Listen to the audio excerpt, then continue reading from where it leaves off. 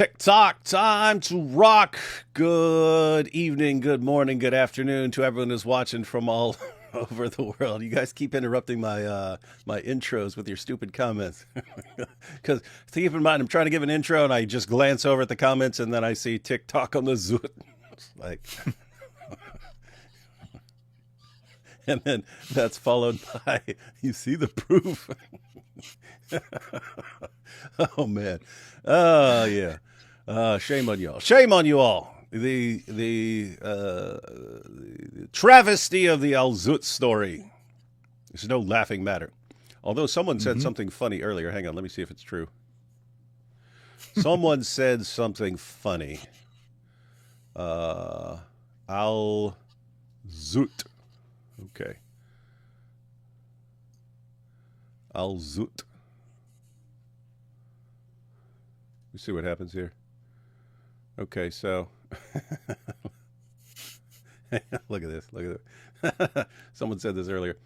Hey, check this out.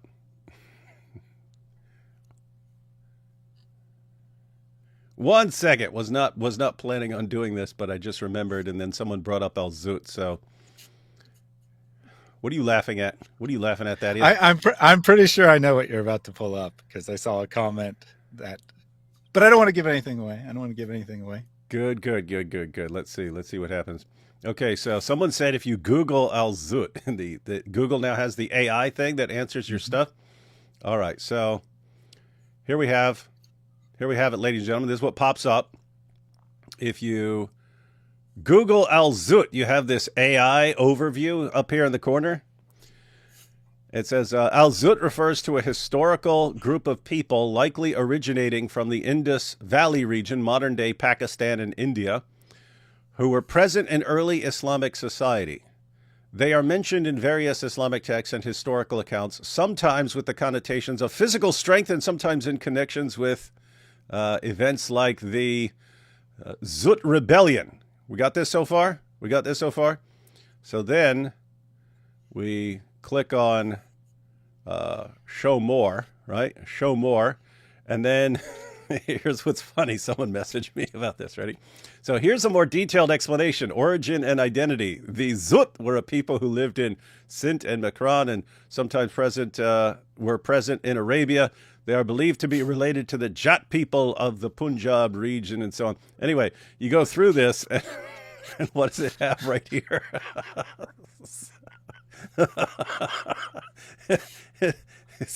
So you get to the end here of the AI and it says connections to Sindh and India. The Zut's origins in the Indus Valley and their interactions with Muslim societies from an early stage highlight their significant role in the spread of Islam and the cultural exchange between the regions. This video explains the historical context of the Zut people and their relationship to the Prophet Muhammad. And they have a link to my video.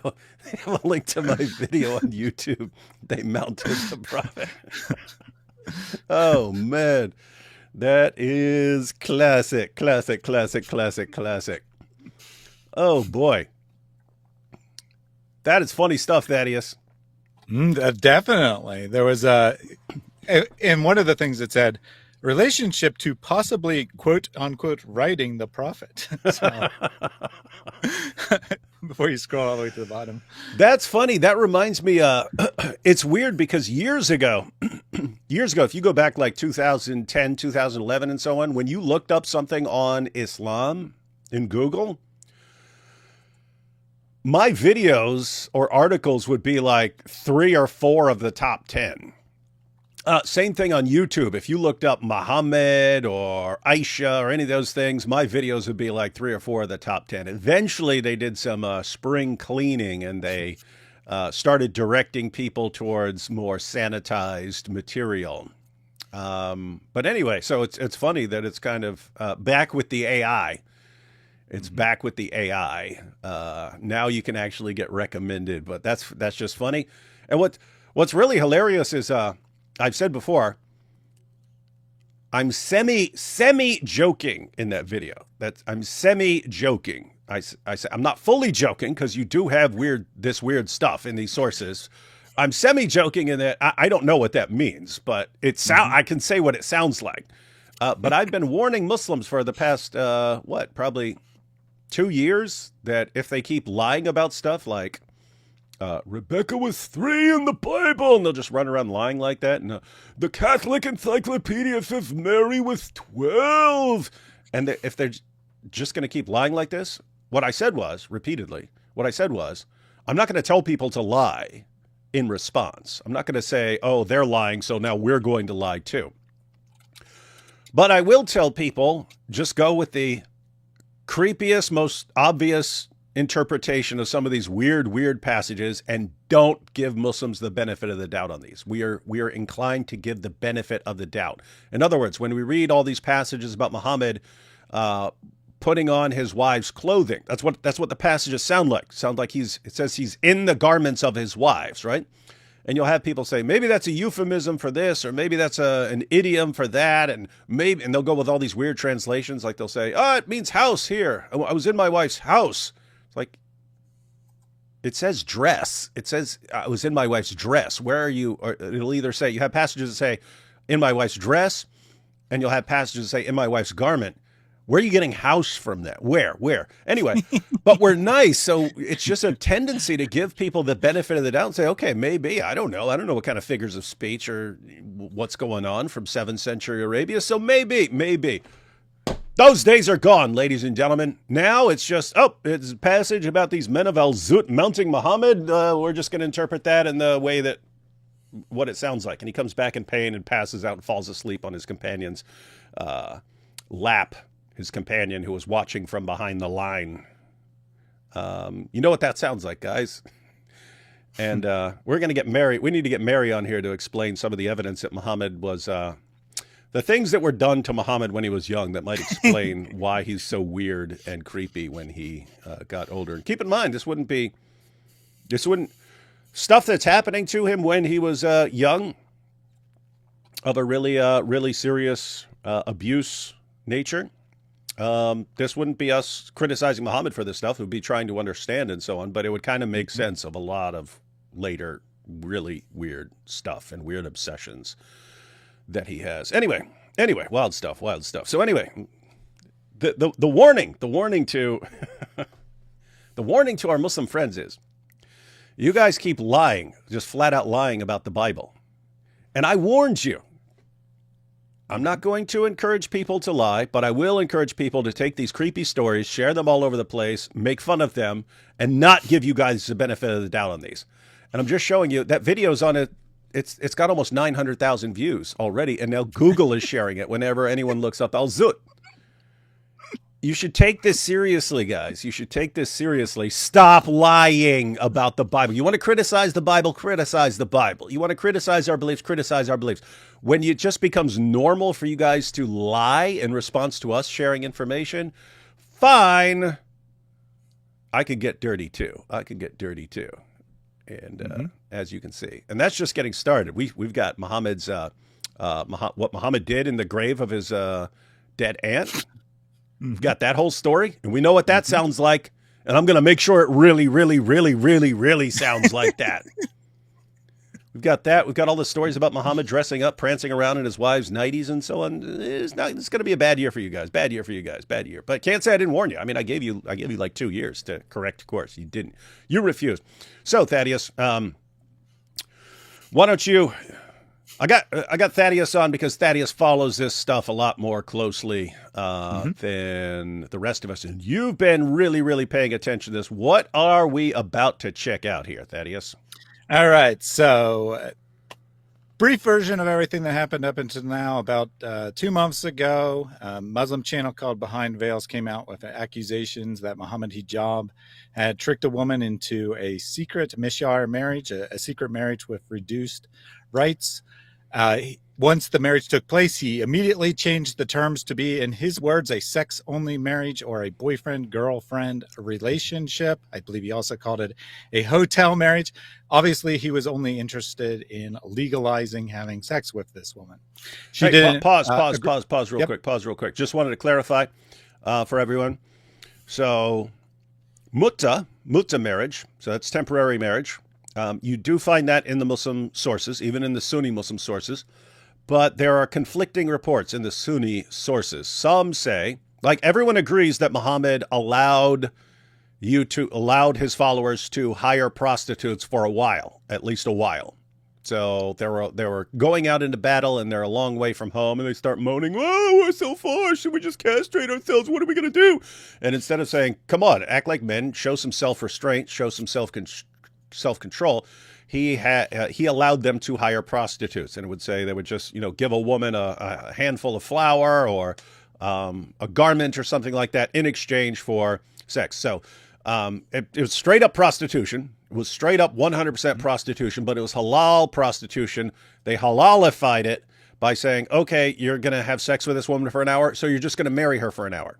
And that would be the marriage contract. That would be the marriage contract. You're going to marry this woman for an hour, right? So that's in even the Sunni sources that Muhammad allowed that. But you eventually, the practice was forbade at some point. Now, even in the Sunni sources, there's a disagreement about when this happened. A bunch of the sources say, and when I say sources, I mean in the exact same sources. So you go to Sahih Muslim, you get completely different accounts of what happened. But you'll go to some passages and it will say that Muhammad changed his mind at some point, and then he said, no more mutta for yutta. Okay? And so Muhammad put an end to the practice, in which case it was forbidden and Muslims shouldn't be doing it anymore. But you'll have in the exact same sources, it will say that it was actually one of the later caliphs who forbade the practice. And so if you follow that, it's a later caliph. Then what do you do with these sources saying that Muhammad forbade the practice? You'd say, okay, it was a later caliph who forbade the practice, but people made up stories about this being Muhammad in order to make sure that people understood they're not allowed to do it. Anyway, so that's mutta. So it's usually in the Sunni world, usually in the Sunni Muslim world, they'll say, mutta is no longer allowed. We don't do mutta.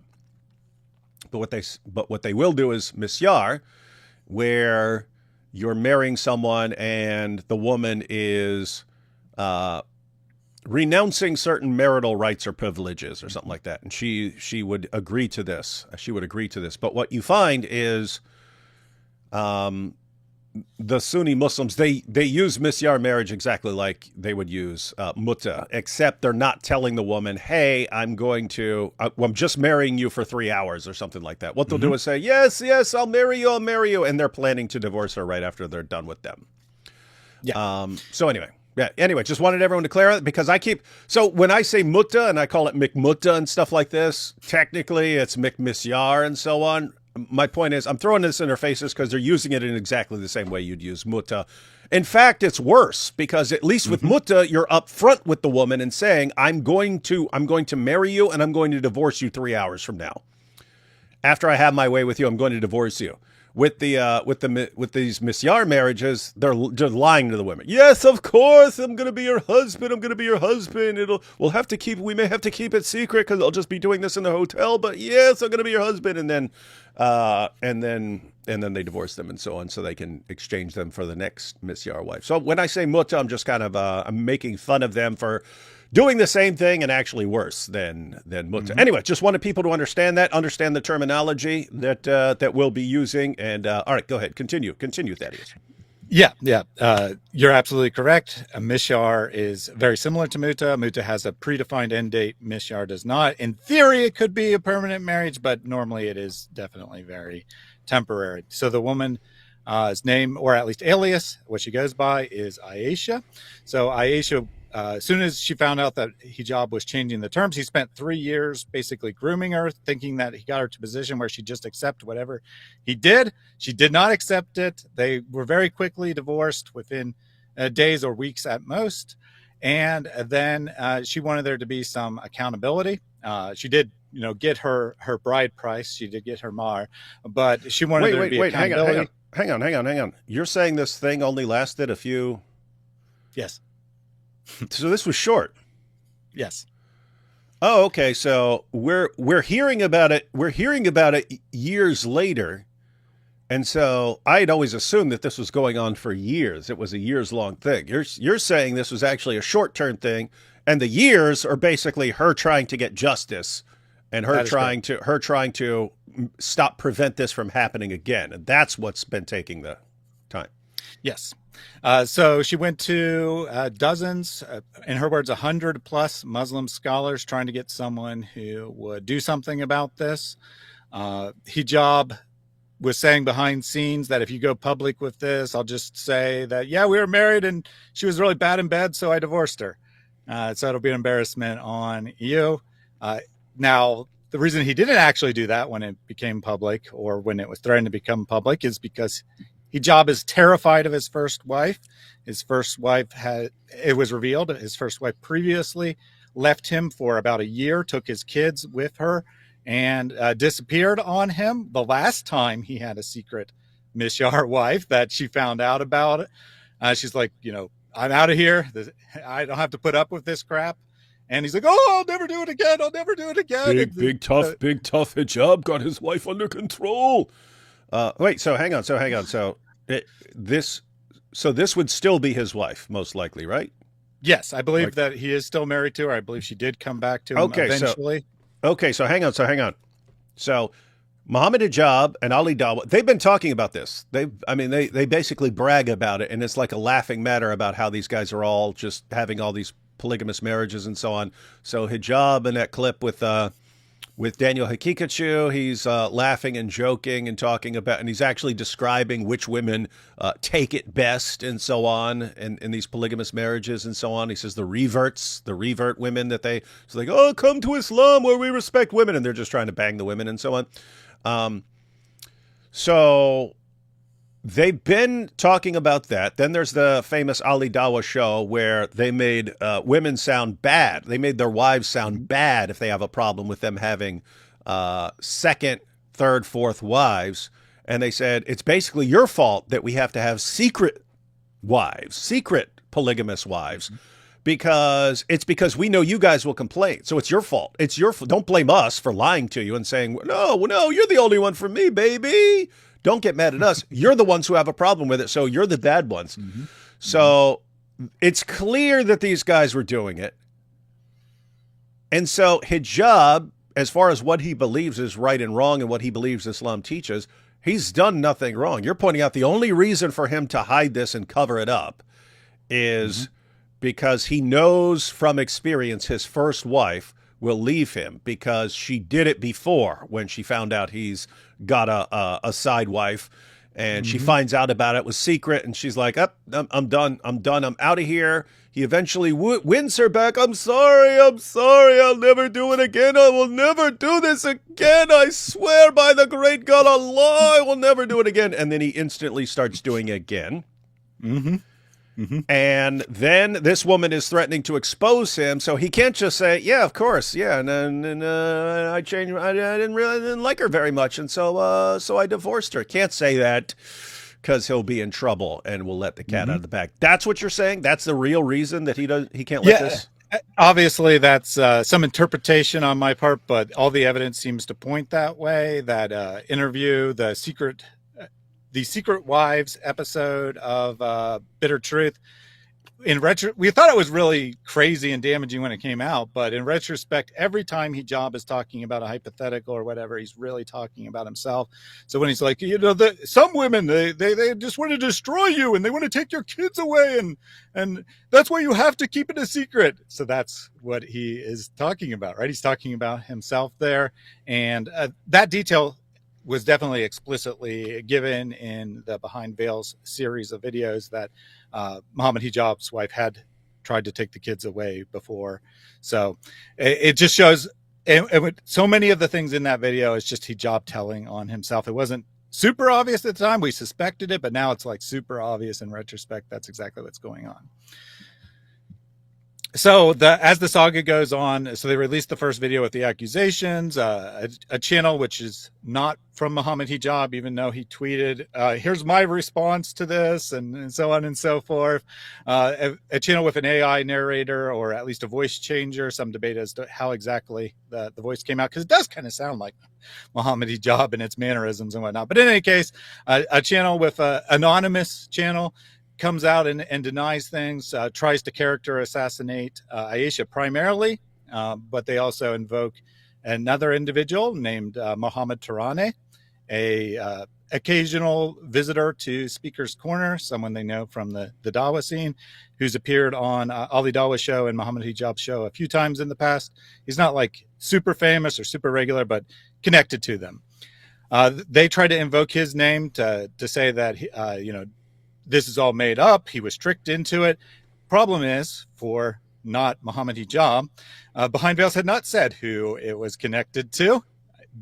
Muhammad Hijab reveals who the secret witness was here. So Tarane had tried to intervene, as it's revealed, as the story develops. He had tried to intervene. Aisha had found him. He was a teacher of Muhammad Hijab. He was a teacher of Ali Dawah, a friend. Muhammad Hijab had confided in him about the problems of his marriage in the past, which is how the information we were just talking about was revealed. And then Behind Veils got a hold of him, figured it out, and had interviewed him. And that's how they knew that this was definitely true, because there was a well-respected member of the Islamic community. They call him Sheikh. I don't think he technically has that title, but out of respect, they call him Sheikh Muhammad or Sheikh Tarane. And he testified to everything. He personally sought out who the secret witnesses that Muhammad Hijab had used, talked to them, got everything confirmed, and he negotiated, brokered a behind-the-scenes solution. He would get Muhammad Hijab to issue a formal apology to Aisha, saying that what he did was wrong and he understands that, and so on and so forth. And she would appear on Ali Dawah's program, talk about the situation, but keep it anonymous, not say who was involved, et cetera, et cetera. And so, hang on. So this was, so the plan for this was meant to sort of give her what she kind of wants out of all this. She wants to, she has found out what's going on in the Dawah community, how this is messed up, how these guys are marrying these secret second, third, fourth wives and justifying it. And they're just using them. Basically they're using them like prostitutes. She finds out this is going on and they all justify this. So she, at kind of a bare minimum, she wants to inform other people about this. And that's kind of the idea of going on the Ali Dawah show. Okay. Yeah, she wants women to be aware of this kind of thing going on, and she wants someone to say that it's wrong, that this anonymous person shouldn't have done it, that this is not Islam. You and I might disagree and say this is part of Islam, but that was her perspective, that this is not real Islam, this is not something that's proper, and so she wanted those two things: apology from hijab. I have to say. I blast away at Islam. We blast away at Islam and so on. I have to say, I can see how you can justify all of this in Islam, but it looks like hijab and Ali, they kind of go with like, what is the bare minimum I am absolutely required to do? Which isn't necessarily like the goal of what you should be doing, even according to Islam. In other words, I would look at this and I would say, I mean, I can see it. I see the mutta thing and so on, but you're talking about Muslim women. It seems, and the Muslim sources are really disturbing, but it seems like even according to Islam, you should be trying a little harder than what these guys are trying. And so, anyway, this is wild stuff. When I'm sitting there, thinking, "Gosh, man, you're even worse."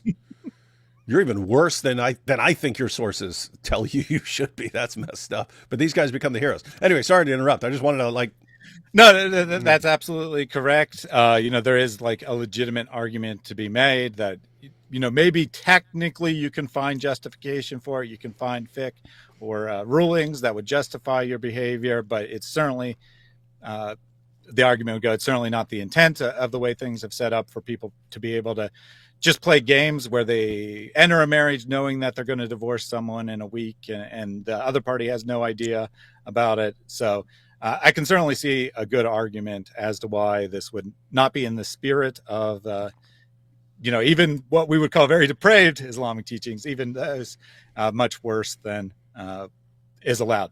Any case, so that agreement comes to place, that she'll have the chance to make people aware of this situation, kind of speak out against it. the interview was eventually leaked on Behind Veils, so we know that Ali Dawah was kind of saying that this isn't right, this kind of thing shouldn't happen, be aware of it, don't trust any of the Dawah guys, don't trust anyone, right? Make sure that you do things Islamically proper, where you have a proper wali or guardian in place to ensure that you're not being taken advantage of by the men, because men are disgusting in Islam and they will do that. They will take advantage of you if you don't have your protection. So make sure to have that in place. After he did the interview, he showed it to Muhammad Hijab, and Muhammad Hijab spiked it. He said, don't release this, delete it. This can never be seen by anyone. And so Ali Dawah did. He deleted it.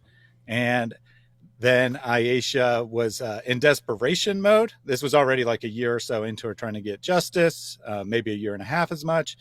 In desperation mode, started to reach out to people like David, or attempting to anyway, tweeting at them and saying, I have some very sensitive information about Muhammad Hijab. I desperately need help.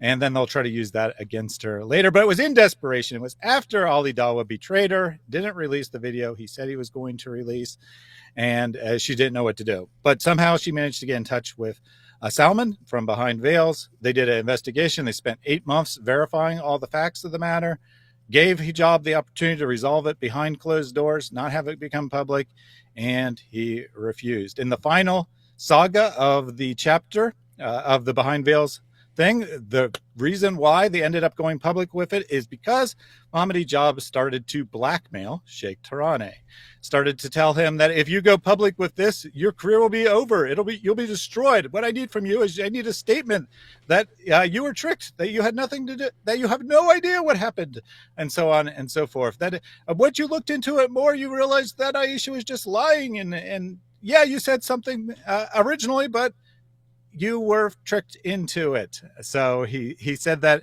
if you don't do this by tonight at midnight, I will start revealing things about you. And then we learned from Ali Dawah in the last chapter of the original segment that what the accusations against Sheikh Tarane are. The exact day that he was that he sent a blackmail threatening message, Muhammad Hijab sent a message to Sheikh Tarane saying that this was going to happen. He apparently also contacted Ali Dawah and said, "Oh, bad news! Sheikh Tarane has been accused by multiple women of sexual harassment and sexual abuse, and it looks real bad. It can reflect back on our Dawah organization. We got to cut ties with him right away." So Ali Dawah, in his infinite genius, hang on. So Sheikh Tarana is he has inside knowledge of what's going on. He's trying to help behind the scenes. It's like, okay, I don't want to ruin Islam and don't want to ruin this guy's career. He's very important in the Dawah and so on. He's one of my students. This woman here, she has concerns. How can I navigate this situation to where hijab isn't exposed and his career isn't ended? And how can I basically get her to back off? Like what is she requiring here? And she's okay with him not being exposed and humiliated and his Dawah career being affected, as long as she gets to warn people and she gets a behind the scenes apology. So he apologizes, and women of the world, women of the Ummah are warned that they're that to watch out for the Dawah guys, because this is what the Dawah guys are doing. So this is all going to be taken care of behind the scenes, then behind veils. Then Ali Dawah doesn't post his thing, and so she hasn't been able to inform Muslim women about what these Dawah guys are doing. So she gets in touch with Behind Veils.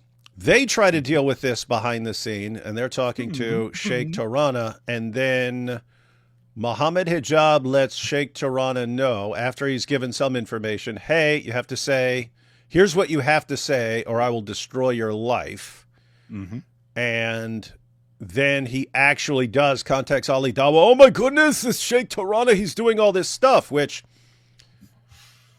could be true stuff, could be made up stuff. It could be, hey, well, I'll show you that we can make up stuff about you or something like that. Or this is, it really seems like, I not in this specific situation, but at least behind the scenes in the Dawah community, that it's like Jeffrey Epstein, right? Jeffrey Epstein's doing all sorts of messed up stuff, but he's also keeping records of stuff that other people are doing, which he can use in the event that he's about to be exposed.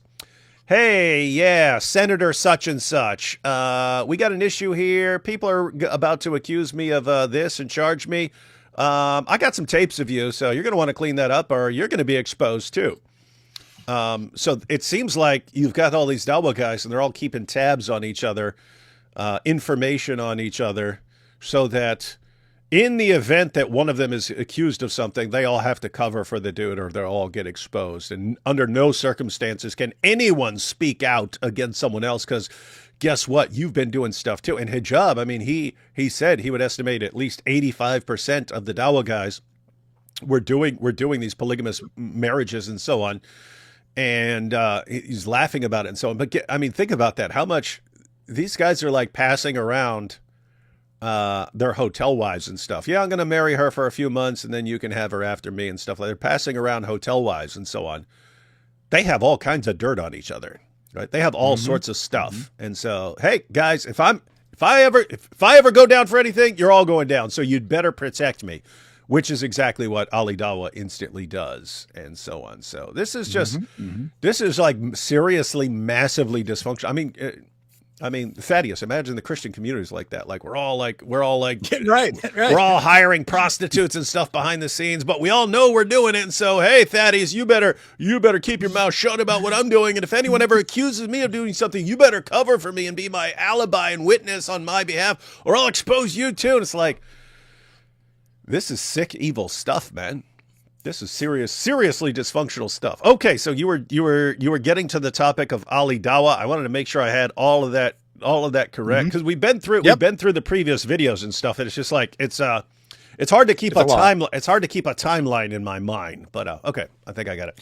Yep, everything's good there. So Ali Dawah releases a video, basically character assassination against Taraneh, which is so ironic because him and Hijab previously used him as their proof that Hijab was innocent. Now they're saying he's a creepy guy. He has his own problems with women and so on and so forth. And it couldn't be blackmail because it happened before the Behind Veils video was released. Obviously not understanding what the word blackmail means. It's Ali Dawah, so I'm giving him the benefit of the doubt here that he literally just doesn't understand what blackmail means. He thinks that it's like making up lies about someone or something. No, blackmail. That's like the man of Al Zut, right? You talking about the Al Zut? Anyway. Yep. Something along that line. So Hijab told him, you've been accused of blackmail. So he makes this long video saying, I swear by Allah, I never blackmailed anyone. But that was never the accusation. It was that Muhammad Hijab did.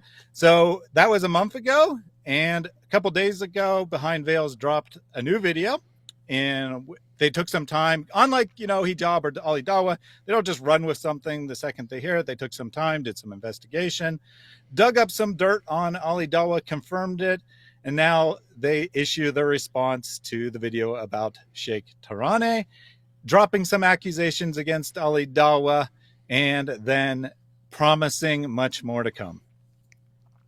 All right, so this brings us up to where we're at now. We're going to go through the new Behind Veils video about Ali Dawah. And as you pointed out, they did wait a while. They clearly did their investigation and so on.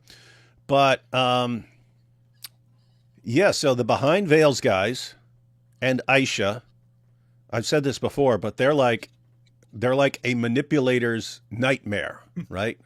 Because if you're Muhammad Hijab or Ali Dawah or any of these guys, you know you can get away with this for a long time, right? You know you can get, in your mind, you could get away with this forever, right? I mean, just imagine you've got your wife, and then you've got these secret wives that you're marrying and just treating like prostitutes behind the scenes. You're just my hotel wife. That's all. You're a booty call to me. That's it. That's all you are in my life. But these women want homes and families and so on, and relationships with their husband and stuff. Nope, this is all you are. The woman can't come forward and say, "Hey, I'm I'm basically a prostitute to this guy. But why? Because the guy can say, oh, I don't even like you. You're terrible in bed. And yes, you're a hotel wife. Look at this. Are you going to listen to this hotel wife? And she's just jealous because I divorced her because she didn't satisfy me. And the guy can say all these things, and it doesn't hurt the guy's relation. These guys brag about treating women like this. They brag about being these guys who are going around banging all these women. That's cool for them, right? It's the woman's reputation that's trashed, right? Mm-hmm. And the woman doesn't want to do this, and she knows the entire ummah will turn against her, and she knows she'll be accused of trying to bring down the Dawah, and she's serving Satan and so on. And so there's no way for her to win. Guess what?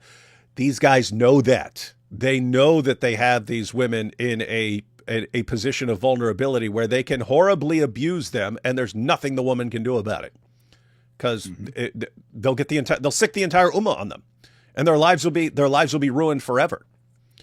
And they get reputations as, hey, this just is an angry hotel wife trying to get back at her ex-husband and so on. And so they know that, and so they can get away with it. Eventually, you get to someone like Aisha, and that doesn't work with her, and it's okay. You're going to trash her to the ummah. You're going to insult her. You're going to lie about her, and she's going to keep coming after you. That's terrifying. That's terrifying to a manipulator. All your tricks, all the tricks that you use, they don't work with someone like that. And then it's the same thing with the behind veils guys, right? It's, if you was going after me, then I was going to make a video attacking you. And they're like, okay, we're still going to come after you.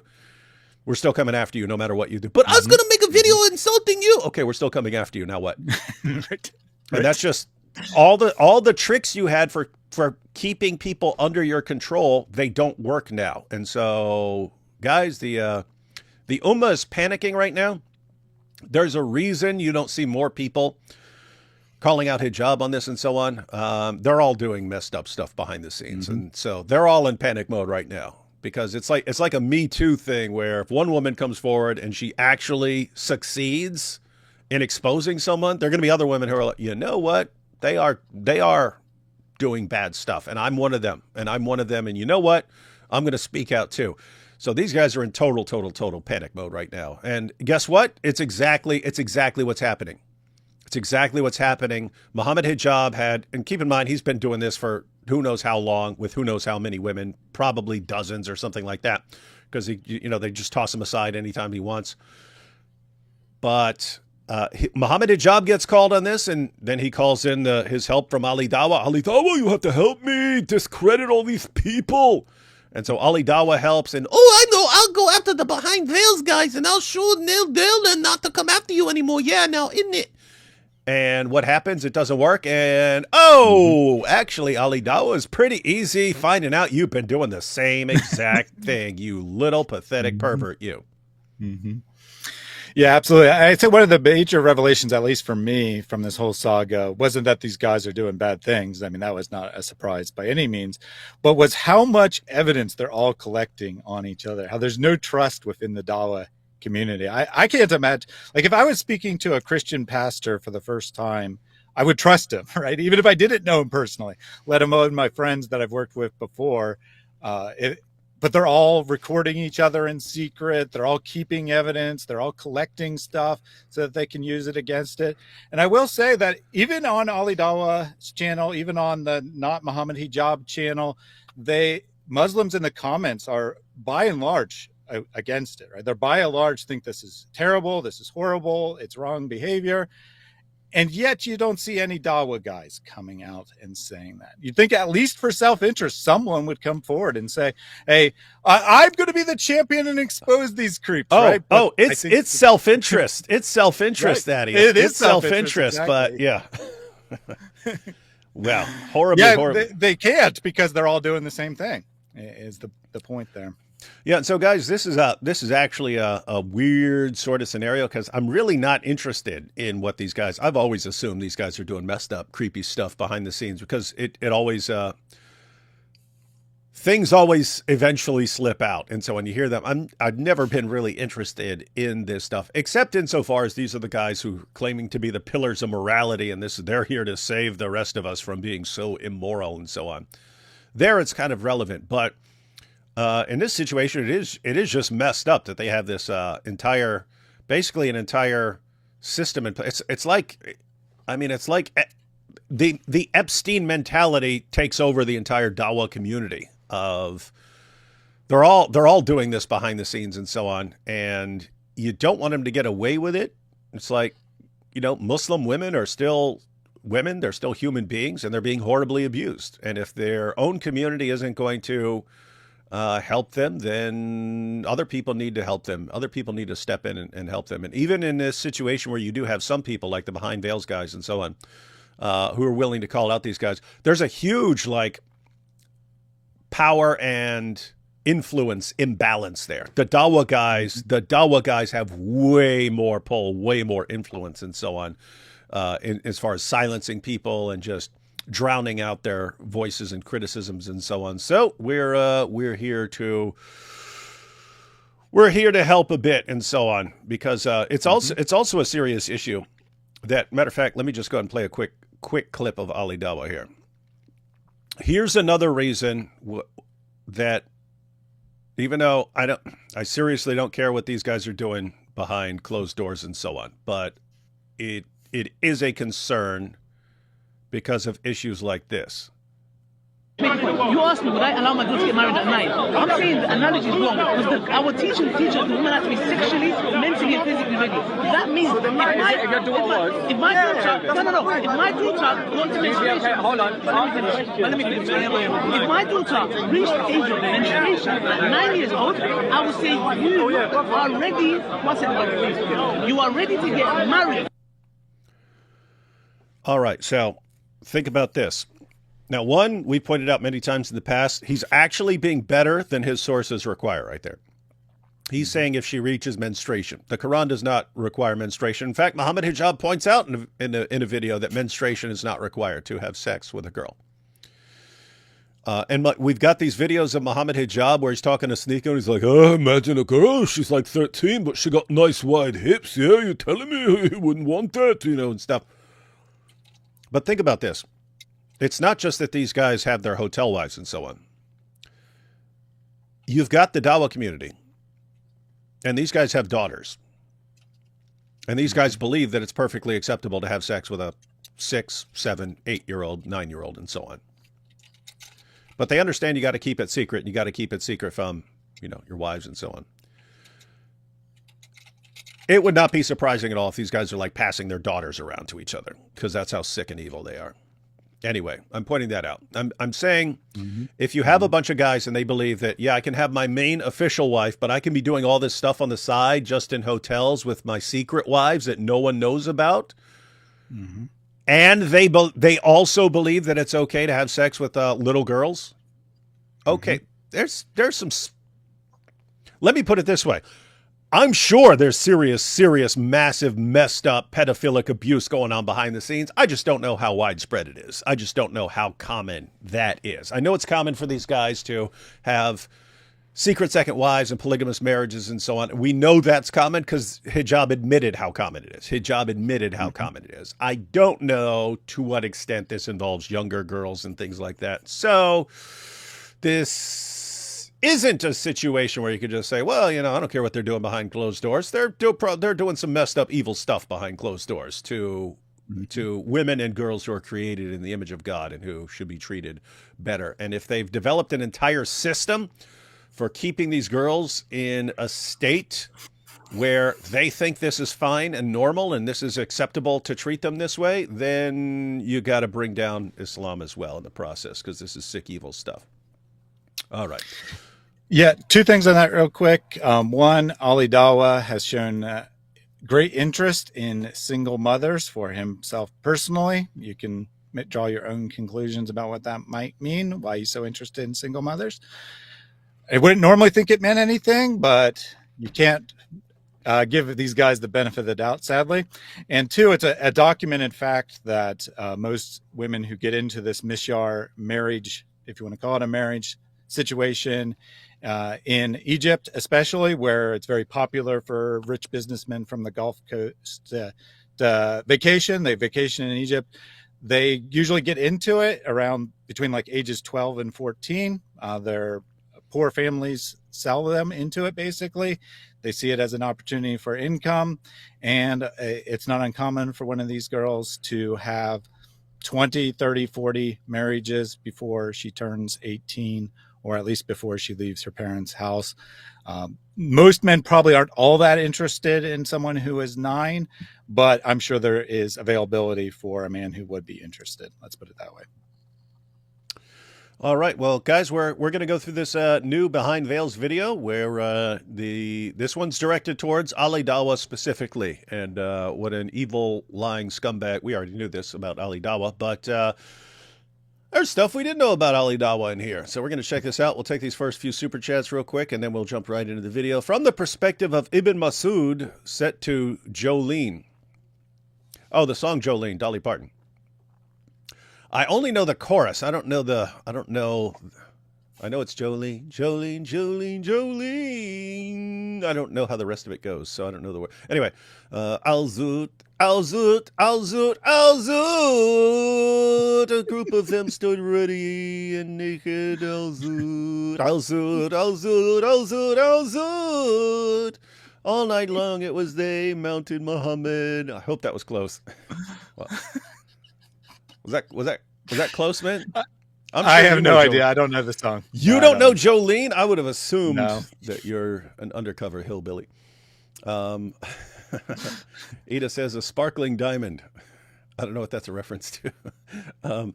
Things that didn't exist until about 150 years ago. The automobile, the telephone, and Islamic apologists. They didn't need them back then when they were just everything was conquering. Like the AI overview to keep it up like Al-Zut. Yep, it's going to be there. Oh, it's saying like that, they're saying like that overview to keep that there. That is funny. Question for David. Do you think Christians worship the same God of Muslim? Obviously no. But normally when someone asks me that, I say, figure out what you mean. If you mean we both believe in a creator, you could say the same God in that sense, because you have to figure out where you're like drawing the line. Because like if Thaddeus believes something different from what I believe about God, or it's something God did, would you therefore say we believe in two different gods, something like that? So normally we'd want to say you can have some difference of belief and still be talking about the same God. But you got to draw a line somewhere when you're saying, okay, you guys are talking about a different God here. Islam definitely seems to cross that line. So, but I would still normally when I say, are we both worshiping the same God? Okay, do you mean we both worship a creator, an all-powerful creator, or something like that? Maybe some general, generic sense you could say we're both trying to do the same thing here, but yeah, the God of the Quran is just too massively different from the God of the Bible on fundamentals, basic fundamentals. So I'd have to say no. Let's see here. What? You think of this Trinity analogy, 3 versions of myself coexist with the same consciousness and will. All are me, yet distinct in knowing. What do you mean 3 versions of yourself coexist with the same consciousness and will? What are you talking about? Yeah, I don't think that analogy helps any. Yeah, normally in an analogy, you'd be trying to show here's something that is 3 in one way and 1 in another way. And therefore, if this can be, then that. But I don't know in what sense there are 3 of you who all have the same consciousness. Steve Cunningham says, keep up the good work. God bless you and AP. But not Thaddeus, apparently. Yeah, shame. No AP today. Also, hi, David and Thad. Yeah, no AP. He's a traitor. No, I didn't even ask him because it was me. It was we wanted to go through this to get everyone up to date and so on, and then AP ended up scheduling his own live stream. Traitor. Anyway, I just got here another secret hotel wife. I can't even pretend to be surprised at this point, but God bless. Keep up the good work, all. And seriously, with the situation with these hotel wives, since we know that the vast majority of Muslim women would want to keep that a total secret.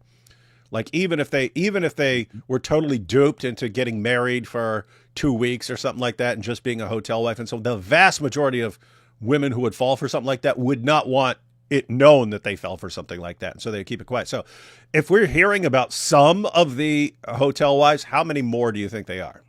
Right? Probably tons. Ali Dawah in the style of Buffalo Bill from Silence of the Lambs. It drinks the camel urine and applies the sesame oil in it. There we go. Come on, everybody, hit that like button. D Wood demands this live stream get more likes than APs so that cat human will see how powerful we real humans are. Show us the proof.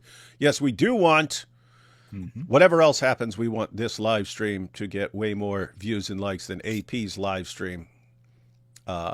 Because, well, people need to be put in their place and know their place.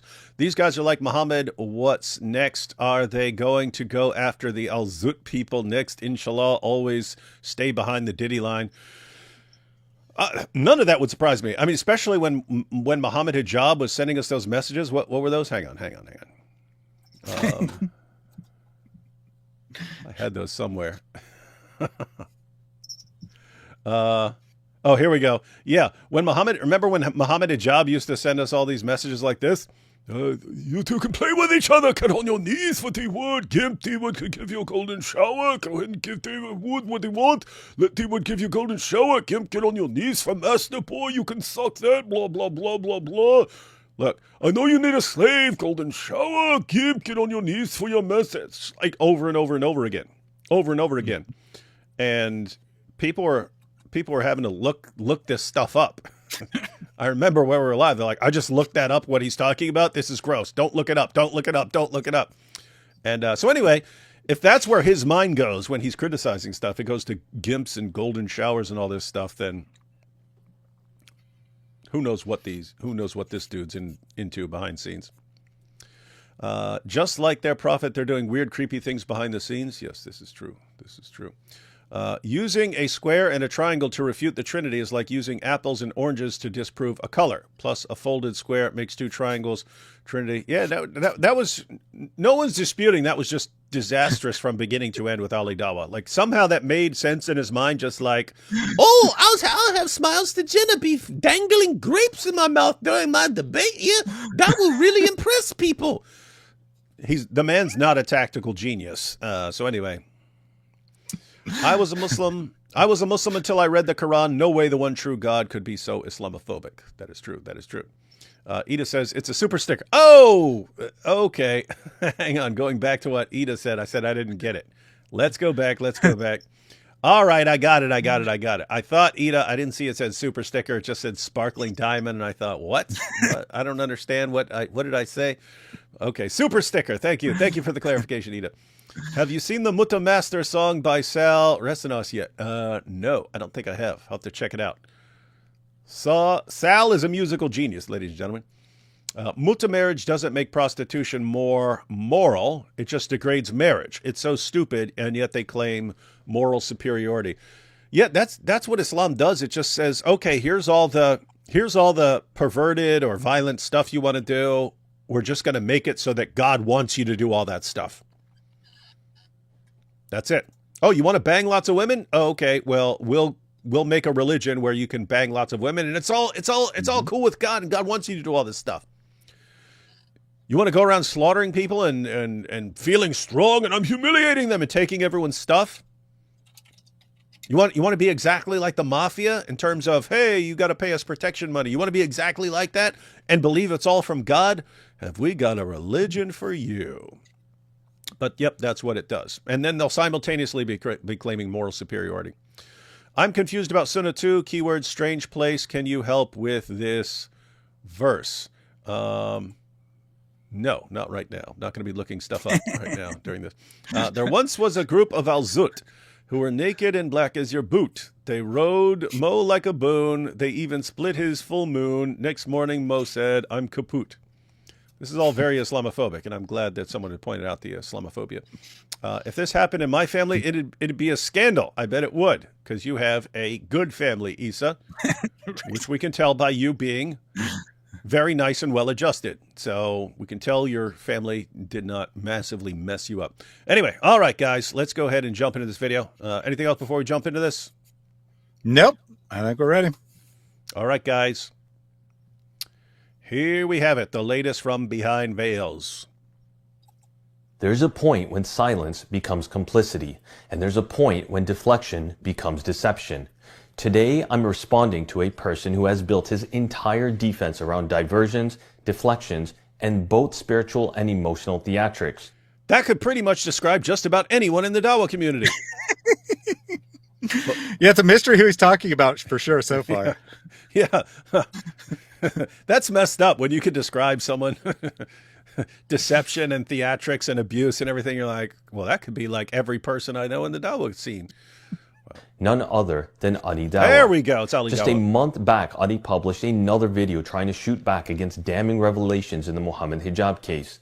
One may have been led into believing he had a legit explanation for everything that was revealed, and that somehow I had engaged in taking a false oath and twisting the story. But today, we peel back another layer of Adi Dawah's theatrics and his usage of smoke and mirrors, while continuing in his relentless path of diversion, deflection, and deception. He said pulling back layers. It's like, that's what you get with Dawah, ladies and gentlemen. Dawah's like an onion. You just keep peeling back layer after smelly layer until you're just left with tears streaming down your face.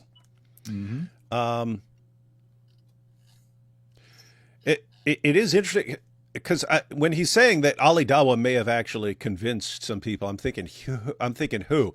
There was a very, very brief time when it came out that they accused her of doctoring a screenshot, of photoshopping a screenshot. And that circulated, right? And I didn't look into it. I just said, everyone's, we've exposed her as a liar for doctoring this screenshot and so on. There was a brief time when I was like, these guys may have a point, and she may be making some stuff up. I still thought it was obvious she's telling the truth about some stuff, but I was like, oh, she may be crossing the line and getting desperate and fabricating stuff and so on.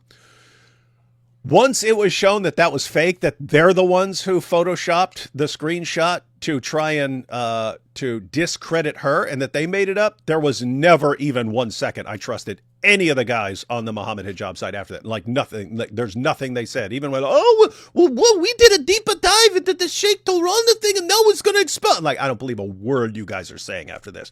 I already thought you guys are a complete liar, but when I saw how far you guys were willing to go, that you're going to like Photoshop stuff and accuse her of Photoshop, I was like, oh, they're going full evil. They're going full deception, like no holds barred. We will say anything to cover this up. Once you've shown your true colors like that, then yeah. So anyway, point here is no, there was no point after that where we were taking Ali Dawah seriously. I guess you could say among his fans there may have been some people who were falling for it, but anyone who's watching remotely closely was not believing. The talking behind the veils guys and Aisha, like there is a massive credibility difference there. Just massive. Soon after the video was published highlighting how Sheikh Torana was blackmailed by hijab, the comments began flooding not just our own channel, but also on Adi Dawah's. Being in panic mode, he quickly began deleting many comments while also responding to some. Soon Behind the Veils is going to need veils. Just give us a few days and everything is going to make perfect sense, alhamdulillah. That's Ali Dawah, the guy who brought you, getting graped in the mouth. I like getting graped in the mouth.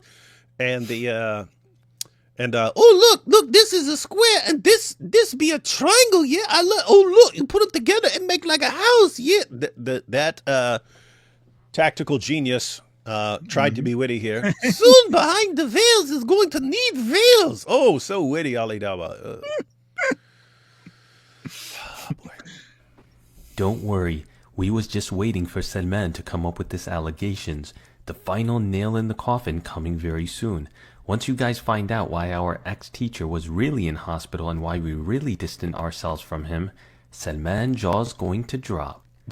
By the way, it's funny. He was reading the grammatical. That's what I do, right? When people are making everything and it's all grammatically incorrect, I read it and then it's funny. But he did that with Ali Dawah. That's funny. Yeah, sadly, on the rest of these, he reads it as intended to write. But that time he did actually read it as written. So I don't know if he did that on purpose or if he just accidentally did it. But either way, I thought it was hilarious. And he kind of slips a tiny bit into like Ali Dawah's mannerisms as he's reading the comments. You know, he's not really mocking him. He's not doing it like the way you would, for example, or I would. But he does kind of slip into Ali Dawah's mannerisms a little bit. It's kind of funny. Hey, all you guys over at Behind Veils, if you need anyone to read Ali Dawah's tweets for you, send me a message, send me the tweets. I'll do it. It would be way more effective if you guys are completely serious and deadpan. And now we're going to look at some of Ali Dawah's tweets, and then it pops up on the screen. Then Assalamu alaikum on it. Salman about the fourth artist seat, yeah. And it would just be your views are triple. Your views are triple with that because it'd be simultaneous. It'd also be funny. I agree. About to fall off his seat. The truth will leave you gobsmacked. But it didn't stop there. Just a few days ago, Ali Dawah sent me a direct message on WhatsApp. Salamu alaikum, Salman. You've gone quiet all of a sudden. Will you be investigating the allegations and evidences against Torana? I thought you would defend his name at any cost. I told you, you've made your whole dunya. May Allah heal you so you rid yourself of his rage and fake piousness. So dunya was like worldly stuff, but dunya is also the name of Salman's ex-wife or something like that. Is that yes, that is correct. I've picked that up correctly at some point, right? Yes, that is correct. And this is a really revealing message here, right? So Ali Dawah put out that video, the one that Salman's going to be addressing here and the one I described earlier. And then he sends this threatening tweet or mocking tweet, or not tweet, sorry, direct message a month later saying, you've gone quiet. What's wrong with you? I thought that you were going to defend Tirani no matter what, because that's what I would do. I would defend my buddy no matter what. There's this big dilemma. Why are you not doing anything? And it's like, because he's actually looking into the accusations and seeing if they're true or not. Tactical geniuses, man. The whole Dawah crew.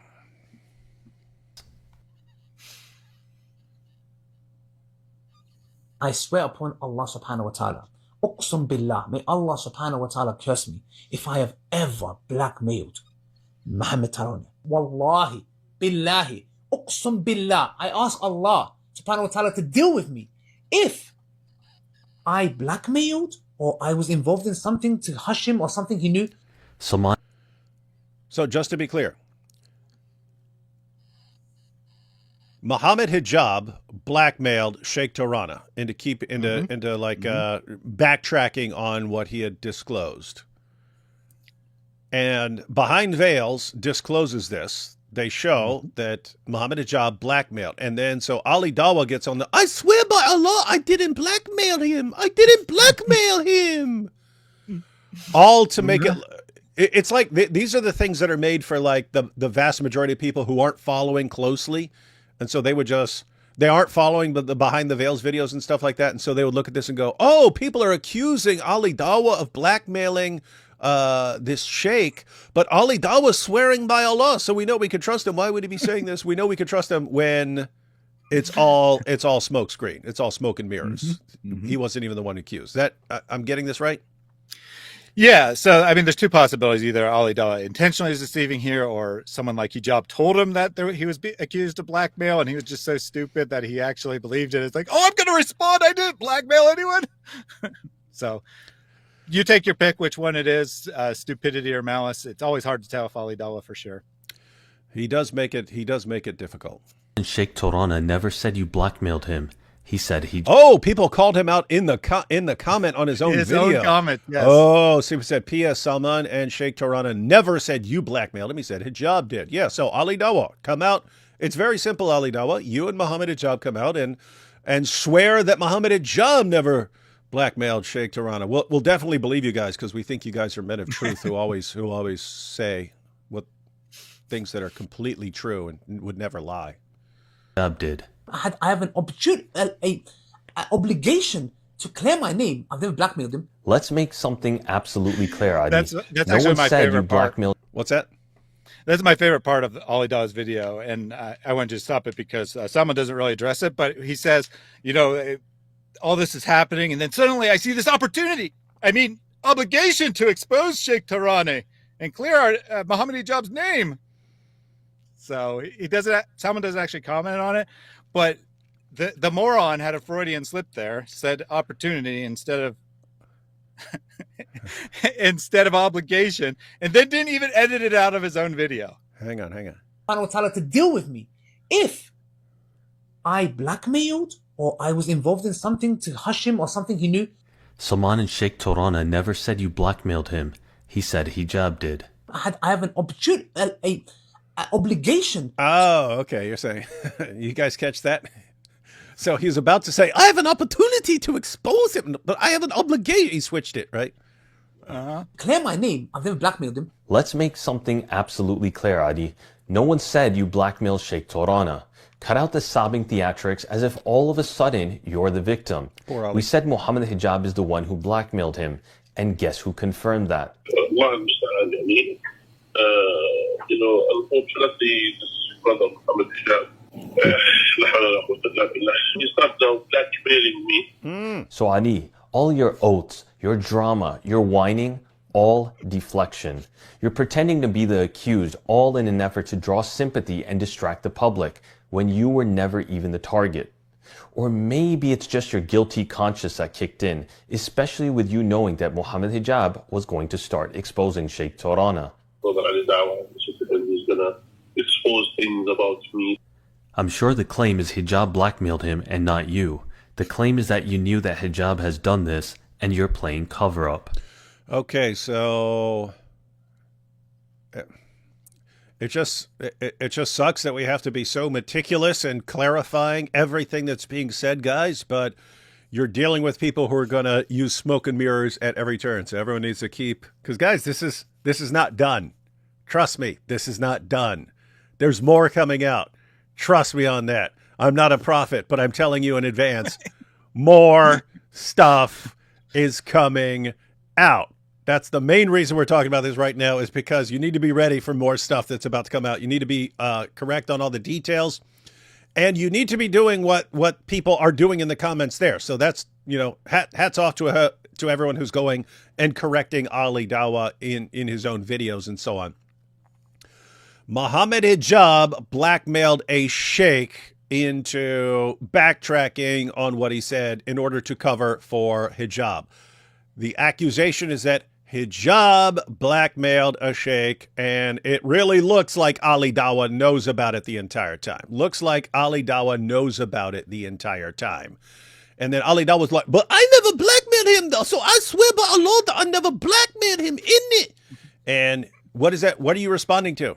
What are you're responding to something that no one has accused you of, Ali Dawah. Hang on, we got something weird going on.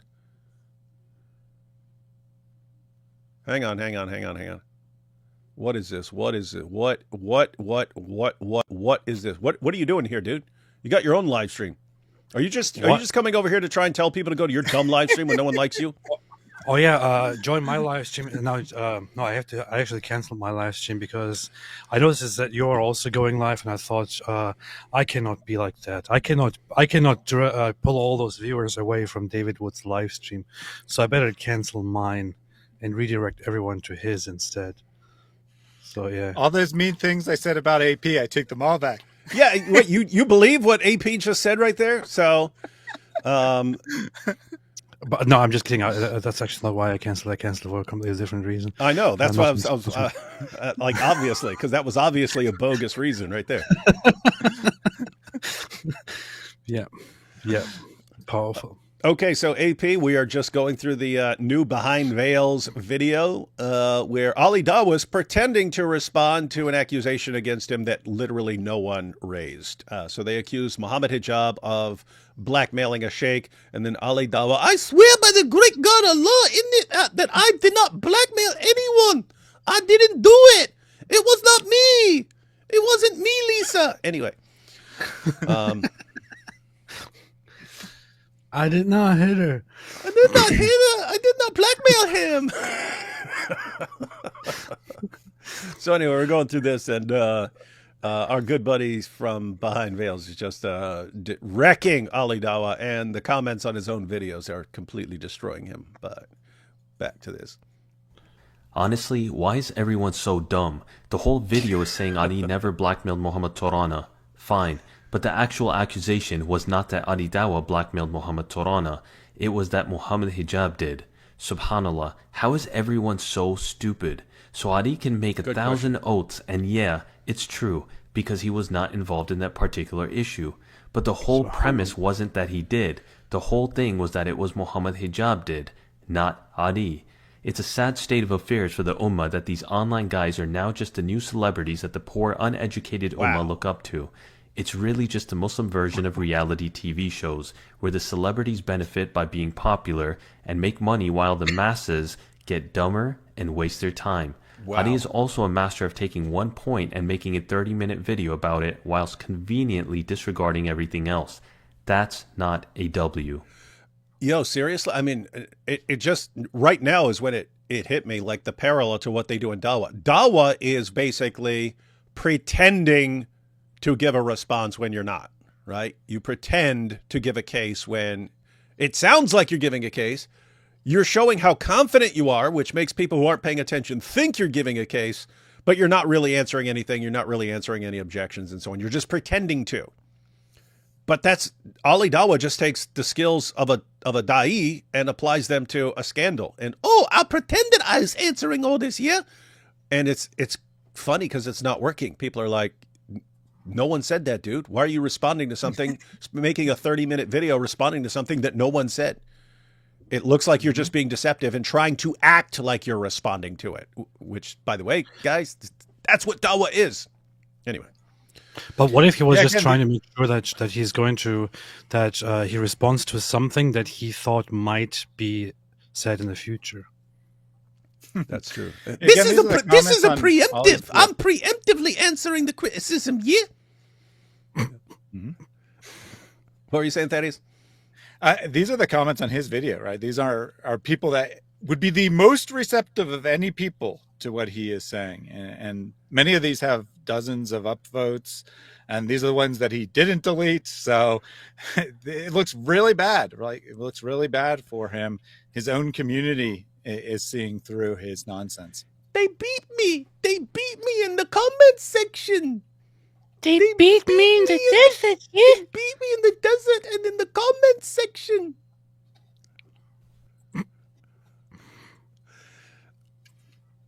Why did Salman find the need to twist the story and release audio recordings, which I have messages, which we're going to hear recordings right now, of Mohammed Tarawne claiming that Salman took an oath by Allah that he's not recording him? Let me make it absolutely clear. I never took any oath with respect to this. Not once. In fact, I take an oath by Allah right now that I never took such an oath. And I'll attribute Sheikh Torana's mention of it to a lapse in memory. Nothing more. What Ali Dawah fails to mention because he didn't do his investigative research properly is that I had multiple conversations with Sheikh Torana spanning across multiple weeks. Did you catch that, Ali?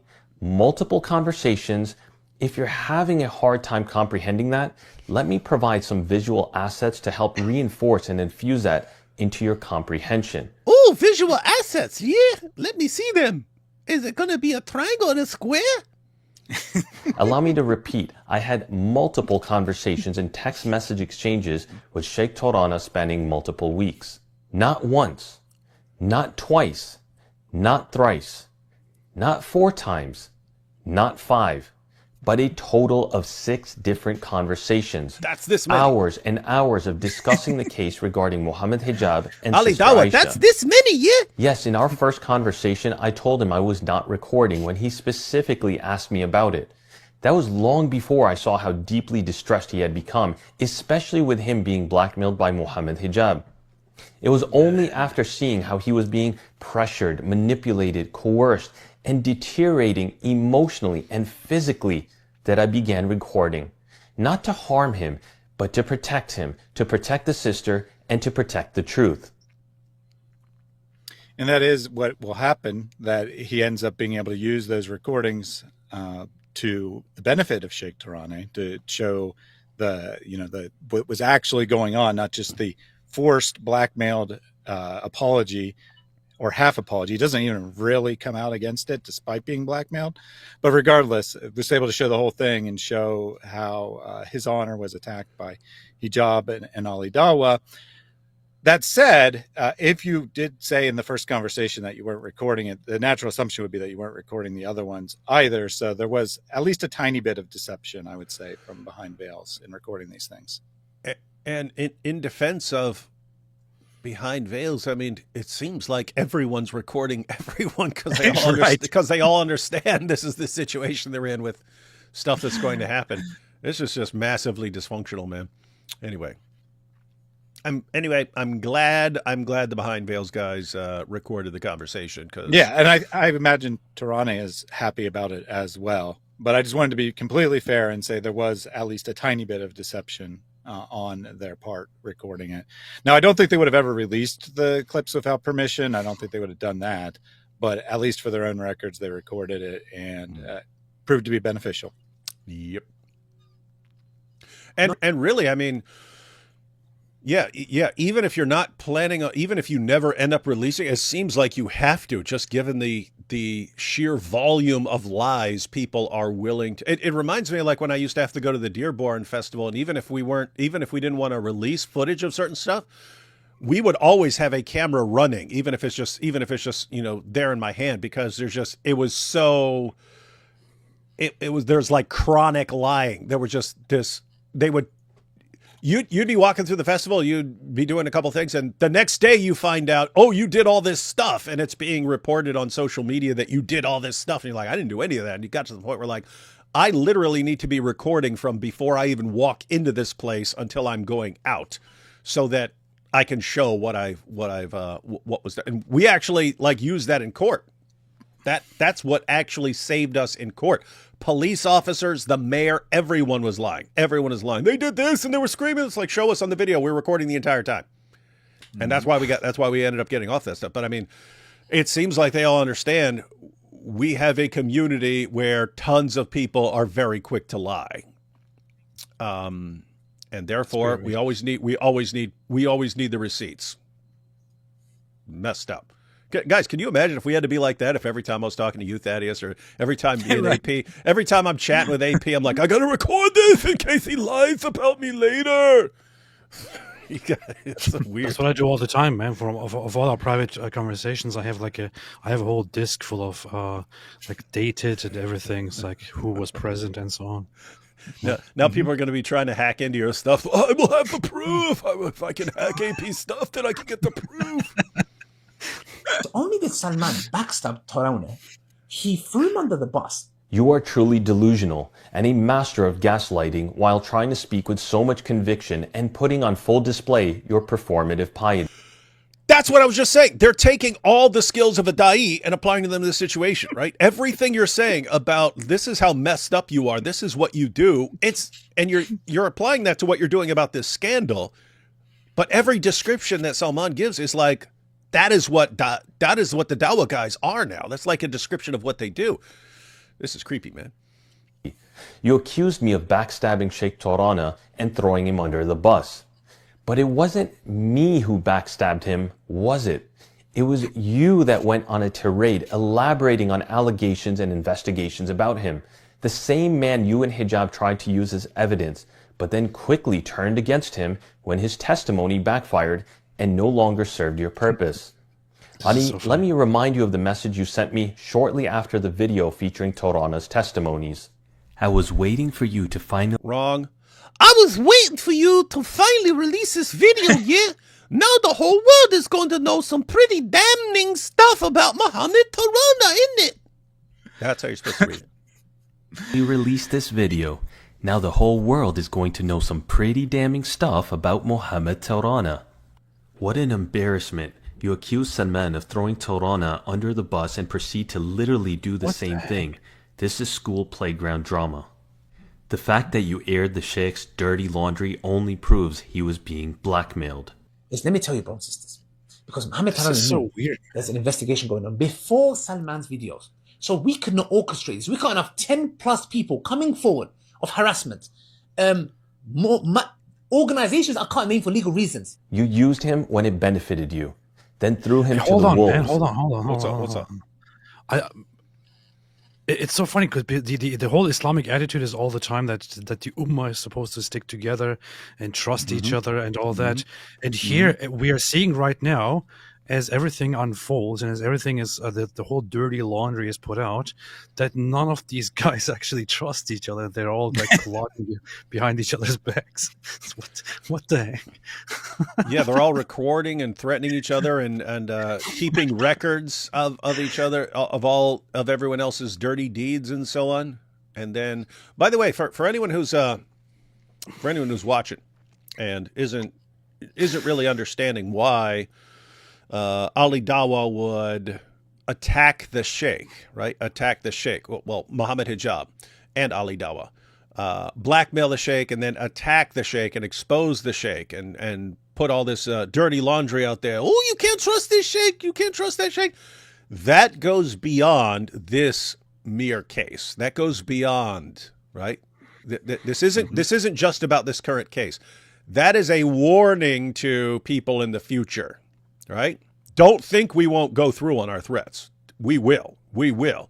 If we've got dirt on you and we say, keep your mouth shut or we'll expose you and destroy your career, we mean that. So you have to follow. They have to follow through. This is a message to future whistleblowers who might want to be used to expose stuff and so on.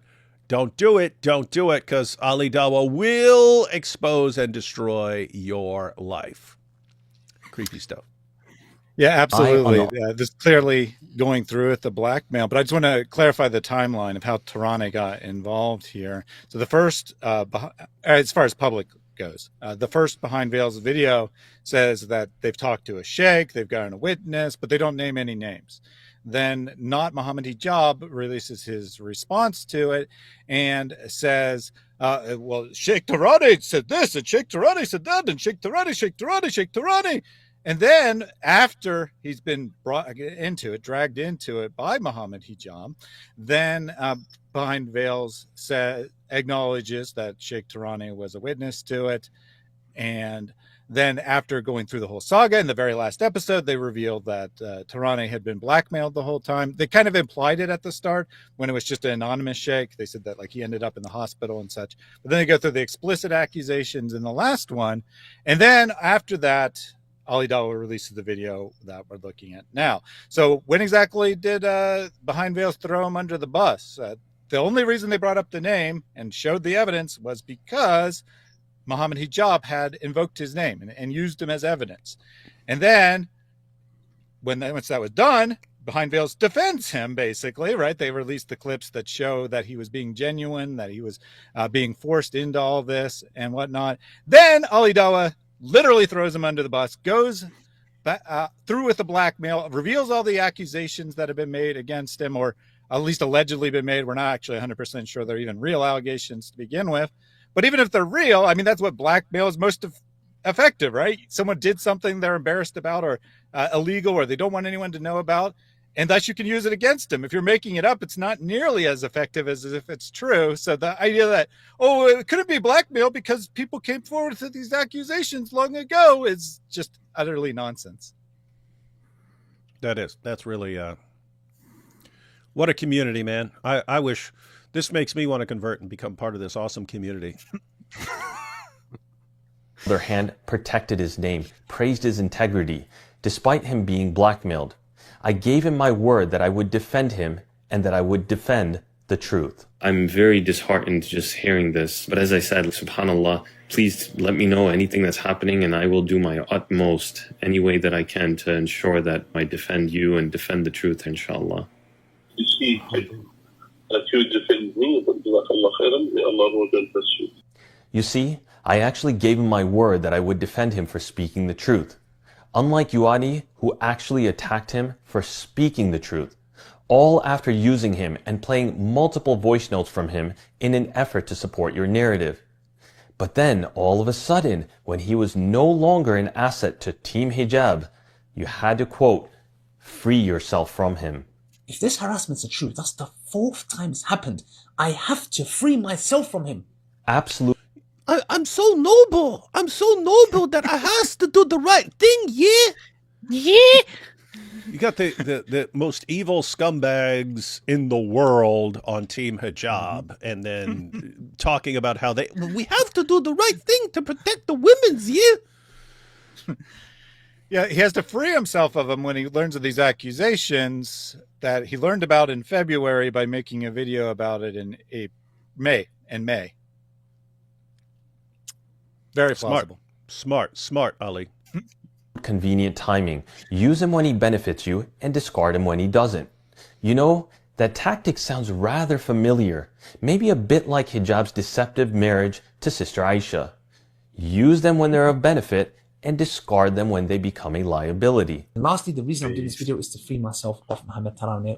If your teacher is not a sheikh and you want to free yourself from him, then why in your earlier videos were you using him as a source to defend hijab earlier in the scandal? Wait, hang on. So you have a problem with a timeline on all this stuff. It's too much stuff. It's too much stuff all at once, Thaddeus. So anyway. All right. So hang on. Just to be clear. Ali Dawah is supposedly aware of this stuff about Sheikh Tarana long before they're using him as a reliable source to defend Muhammad Hijab and expose Aisha. And then when it's pointed out that they're blackmailing him, then Ali Dawah say, Oh, but, I just have to expose this guy because he's evil and can't be trusted. It's like, wait, anything you knew and anything you were doing was before you were using him as your defense, as your main defense. Okay. Is that correct? Yeah, that's correct. So there's 3 relevant videos on Muhammad Hijab's side. There's non-Muhammad Hijab video 1, Ali Dawah video, and then Muhammad Hijab video 2. And in all 3 of those videos, they play clips from Tarana to try to defend hijab. I'm going to reveal to you guys why Muhammad Tarawih really ended up in hospital and how everything is going to make perfect sense. Not only that, it's going to leave Salman in a big dilemma. Big dilemma. I'm still failing to comprehend what this so-called big dilemma is. I've got a big dilemma for you guys. It's on a completely different topic, though. But you can ask me about it later. Ask me about what we call the Islamic dilemma. This is a minor dilemma right here compared to the Islamic dilemma. But well, it's very funny, right? Ali Dawah thinks that there's like a dilemma here, but actually all the options are fine for Salman, right? He actually has 3 options. He could just ignore the accusations against Tarani and say nothing. You can investigate them and come out and defend him, or he could investigate him and say, yep, he's a creep too. Like, none of those undermine anything he said, right? None of those undermine his own credibility. So there's actually not even a hint of a dilemma, really, because it's Muhammad Hijab who is relying on him as his proof of innocence. You believe I would find myself in. I literally laid out exactly what you were going to do. Yes, let me tell you, brothers and sisters, because Muhammad Tarawih knew there's an investigation going on before Salman's videos. So we could not orchestrate this. The video that was released by Salman was on the 6th of April. The investigation that started by 2 sisters, not by myself, not by Muhammad Hijab, 2 sisters came forward and an investigation happened. And this is my message. You can see the date, 11th February to Sheikh Mohammed. I'm with my wife, Sheikh, I can't talk as it's a private matter and now involves allegations about you. And now the organization is being brought into this. You said he ended up in the hospital due to allegations that go back many years. Strange, because February 11th, the day you claim you messaged him about these investigations, is the exact same day he called me in distress, reading out Hijab's blackmailing messages. But you wanted to make it appear to the public that all this happened on or after April 6th, when we published the first video. And since you either have selective memory or manipulative storytelling tactics, maybe you should listen to exactly what Tarana read to me on February 11th with regards to the threatening messages that Muhammad Hijab had sent him. So, Thaddeus. So, these guys tried to use Sheikh Tarana to defend hijab. Behind Veils posts a video saying, no, hijab is blackmailing him. Then in response, just make sure, let me know where I'm wrong here. In response, Ali Dawah says, no, Sheikh Tarana was really in the hospital because he found out there's an investigation against him that was going on before all this. This is in February. He found out he's being investigated by the power of the Ummah task force that are sent in to investigate claims of abuse. He found out, and this makes him really, really scared, so scared it traumatizes him and he ends up in the hospital. And this was all before this. So this couldn't have had anything to do with blackmail. This has to be because he was being investigated and he knows he's about to be exposed for all his abuse. And so this was in February, so it can't have anything to do with hijab blackmailing him.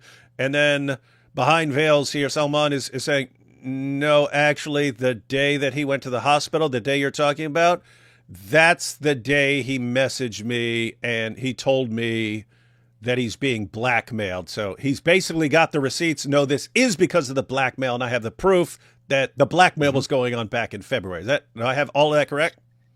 Yeah, that's absolutely correct. And let me just add a couple clarifying points. The fact that it's the same exact day, I think, is actually pretty important. I think that Muhammad Hijab probably learned about it, maybe on the 10th, maybe on the 11th, but basically immediately that Behind Veils was doing an investigation. I mean, they found out they were doing an investigation, immediately contacted Tarani, said, if you talk to them, you're in big trouble, and simultaneously contacted Ali Dawah and said, I've just learned about all these accusations against Tarani, and it's really bad, and so on and so forth. And then Ali Dawah contacts Tarani and said, I just learned about a bunch of things against you.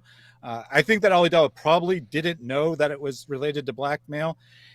And the previous Behind Veils videos did not make the timeline clear at all. It was certainly possible for someone who'd watched this whole thing to assume that the blackmail happened after April 6th, after the first video was released. It would have fit in the timeline. And thus, Ali Dawah decides to make this video, or Muhammad Hijab decides Ali Dawah needs to make this video, and says, we can just say that the blackmail happened, after this time, or the supposed blackmail that never existed happened after this time. And it'll fool everyone because they don't know when these messages took place. And it's a perfect solution to the problem, is to say he couldn't have been blackmailed because he was in the hospital way back in February for learning about these accusations when Ali Dawah contacted him and let him know that the accusations had been made against him. Little did they know that the actual timeline was exactly identical, that it was February 11th when Tarani told him he was being blackmailed. Ali Dawah, you're looking all kinds of stupid right now, bro. All kinds. Me that blackmail. Initially, he was saying, I will not do nothing. If you didn't stand against me, I will not do nothing against them. After that, he said, I have run out of patience, and I will be taking necessary steps by midnight tonight, all within bounds of Sharia and law. However, you have one final chance to set things up. By the midnight, you must do the following. Look at what he said. Send me a WhatsApp voice message acknowledging that you misrepresented the situation after hearing only one side, specifically the fabrication of evidence and testimonial or testimonies, and apologize for the harm caused. By then, the next point is inform the reporters the truth, retract your statement, and provide me with a screenshot as a proof. If you fail to do both, I will proceed accordingly without further warning in full compliance with Sharia and law. Phase 1 of the consequence will be set into motion immediately after the deadline.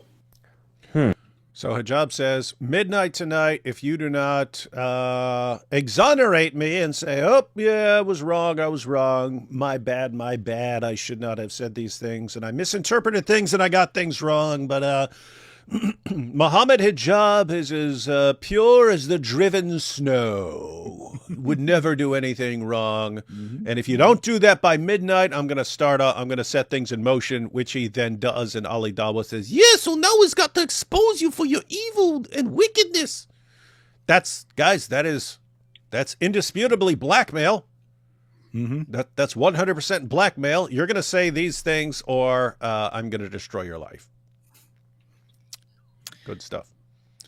Indeed. So Tarani does send him a voicemail. It doesn't give him exactly what he wants, right? It doesn't tell him, but it was good enough for Hijab to use it in his video. But notice he wants two things, right? He wants there to be a voicemail that he can use in the event he needs it. And then he wants him to also lie to Behind Veils and say, I retract everything. I learned that Aisha was deceiving me, blah, blah, blah, so that they stop the investigation or, they conclude differently, because this is all why it's still private, right? This is all long before the video is published on YouTube.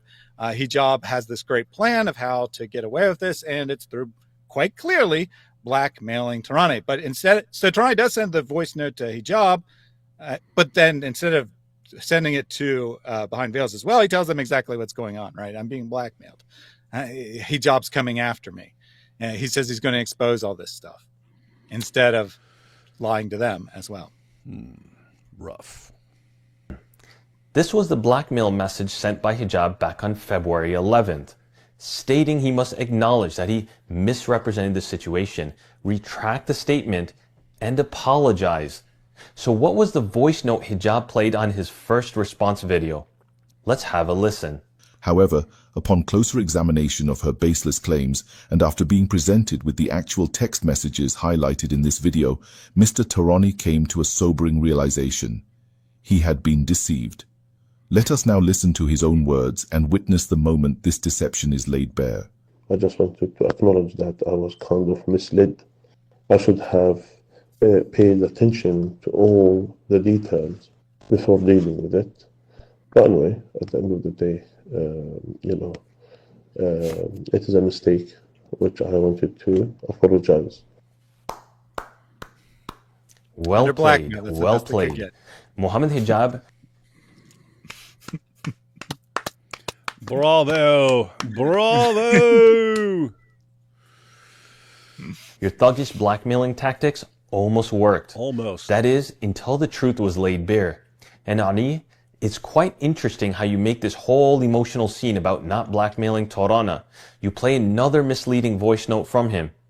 But yet you consciously and strategically chose not to address all of the points Torana relayed about being blackmailed. What about the recording of Sheikh Torana directly saying that Muhammad Hijab blackmailed him and that the Sheikh says he is very ill because of it? And then you pretend this whole investigation started nearly 2 months before our first video and that it had nothing to do with the release of the allegations against Muhammad Hijab. And he thought this was because of the whole hijab situation. Brothers and sisters, the video was released on 6th of April. This investigation started, this complaints again came back on 11th of February. That's 2 months ago, before any Salman video. Once again. So hang on. So again, I think this is obvious at this point, but so Ali Dawah is pretending to his dumb, stupid, idiot followers, who apparently in this situation, there's enough of them that aren't even falling for that. So in other words, he's assumed that even his followers who are complete idiots are actually dumber than they are. They're not even falling for this. That he's acting like all this stuff comes out in April, and therefore all this blackmail stuff couldn't have been connected to that because this started in April, when in reality the Behind the Veils guys are doing all this investigation behind the scenes long before their video comes out. It's pretty. The total investigation was 8 months, so they'd already been investigating it 6 months when Hijab found out about it, I guess, and decided, or at least found out that Tarani knew. He might not have known that Behind Veils knew about Tarani and was talking to him. But that's when he found out they were talking to Tarani, and that's when he started blackmailing him 6 months into the 8-month investigation. I have to conclude, there's some stuff that Ali Dawah could be in the dark about, like as far as Muhammad Hijab, not giving him full details and information. But at this point, I think Ali Dawah has to know he's being deceptive here. Like, he has to know that saying, "Oh, but the video came out in April, isn't it? Oh, there's no way that this has anything to do with that." He has to know that's complete idiotic nonsense. This drama has the most ridiculous plot I've heard in my life.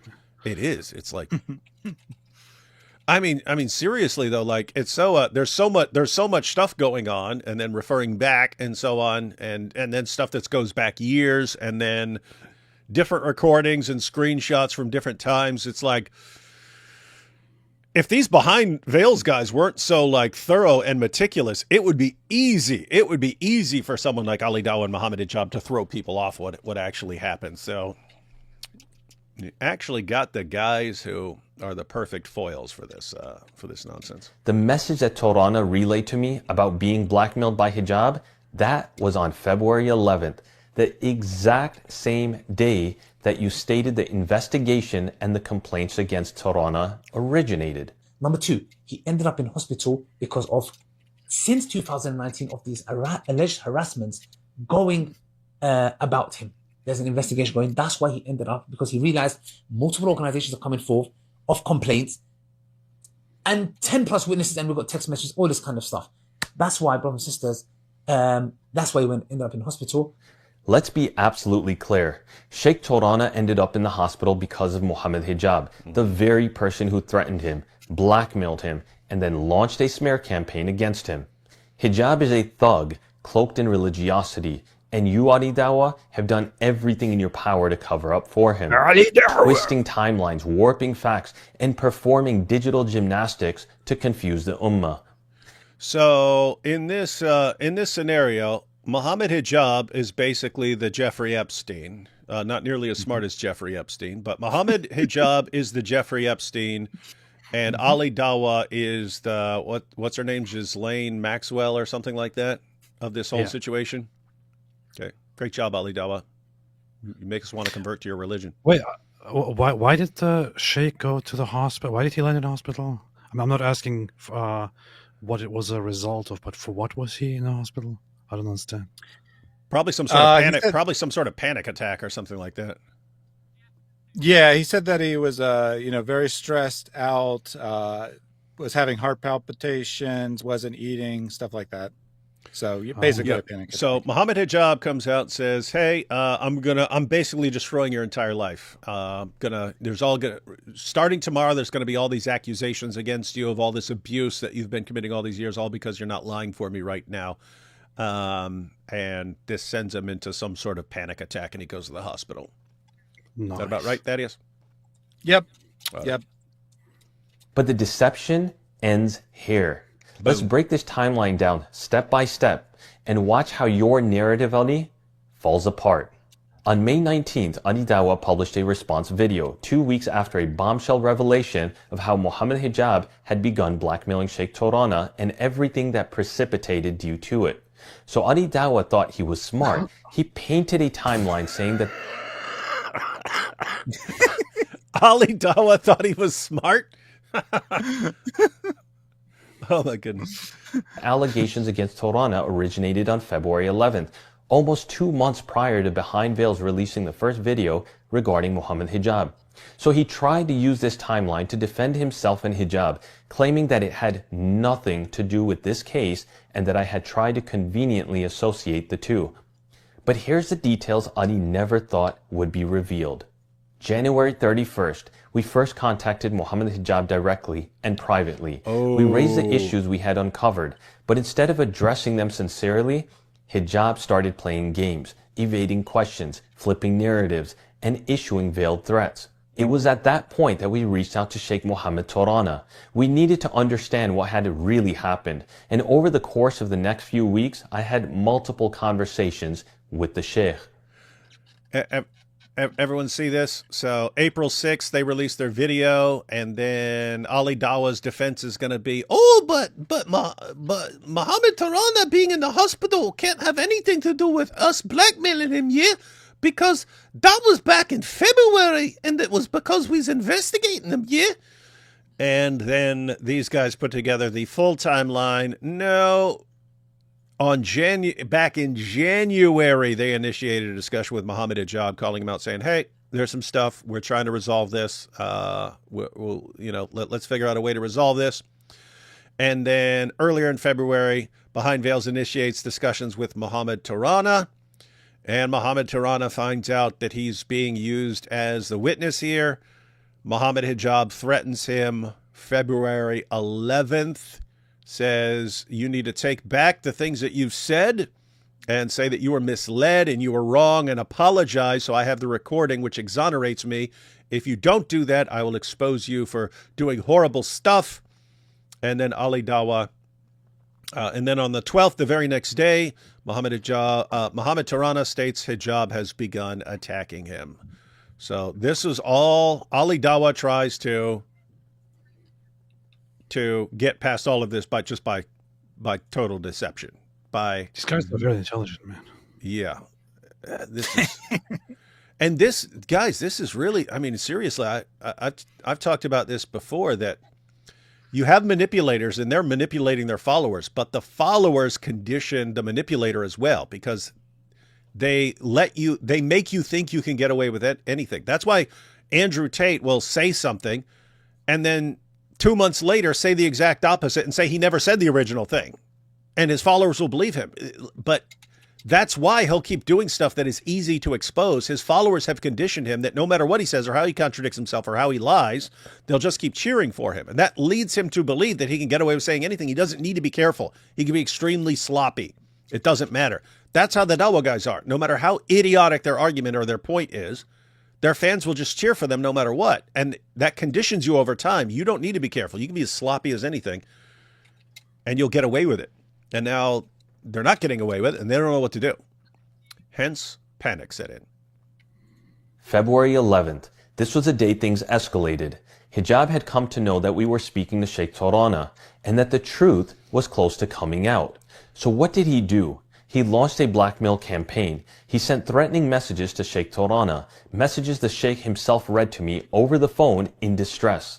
Hijab gave him a midnight deadline, demanded that he retract his statements, issues an apology, and sends proof of it, or face consequences. This wasn't some vague exchange. It was direct, calculated intimidation. That is the real trigger that led to Sheikh Tarana's health collapsing and ultimately being hospitalized. That same day, February 11th, Ali Dawah conveniently claims that this is the day allegations against the Sheikh surfaced from two sisters, and that somehow this justifies the collapse. But Ali never expected us to have evidence showing that on this exact same day, Sheikh Tarana was being blackmailed, not by any sisters, but by Mohammed Hijab himself. So either, 1, you're using that date to manufacture an alibi, or 2, you were already informed of Hijab's blackmail and chose to use this investigation as a smokescreen to discredit the Sheikh in case he spoke up.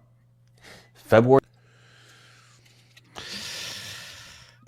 Everyone, these are your Dawah heroes. These are the heroes of Dawah. These are the people we're supposed to listen to when they give us these arguments that we look at them and say, you know, you're lying about the Quran. You know, you're lying about the Hadith. You know, you're lying to make your case. No, they would never lie. They're so great. And this is how they are. They would never lie. Yeah, it's like, what do these guys have to do before you realize you're dealing with narcissists and complete chronic compulsive liars? What does it take? But at least they're not Christian, yeah? Yeah, that's all that matters, yeah? 12th, I continued my conversations with Sheikh Tarana. He shared how Hijab was now going behind the scenes, contacting organizations and leaders, trying to destroy his credibility. He was clearly distressed, emotionally wrecked, and fearful of what was unfolding. So what did Ali try and do in his last video?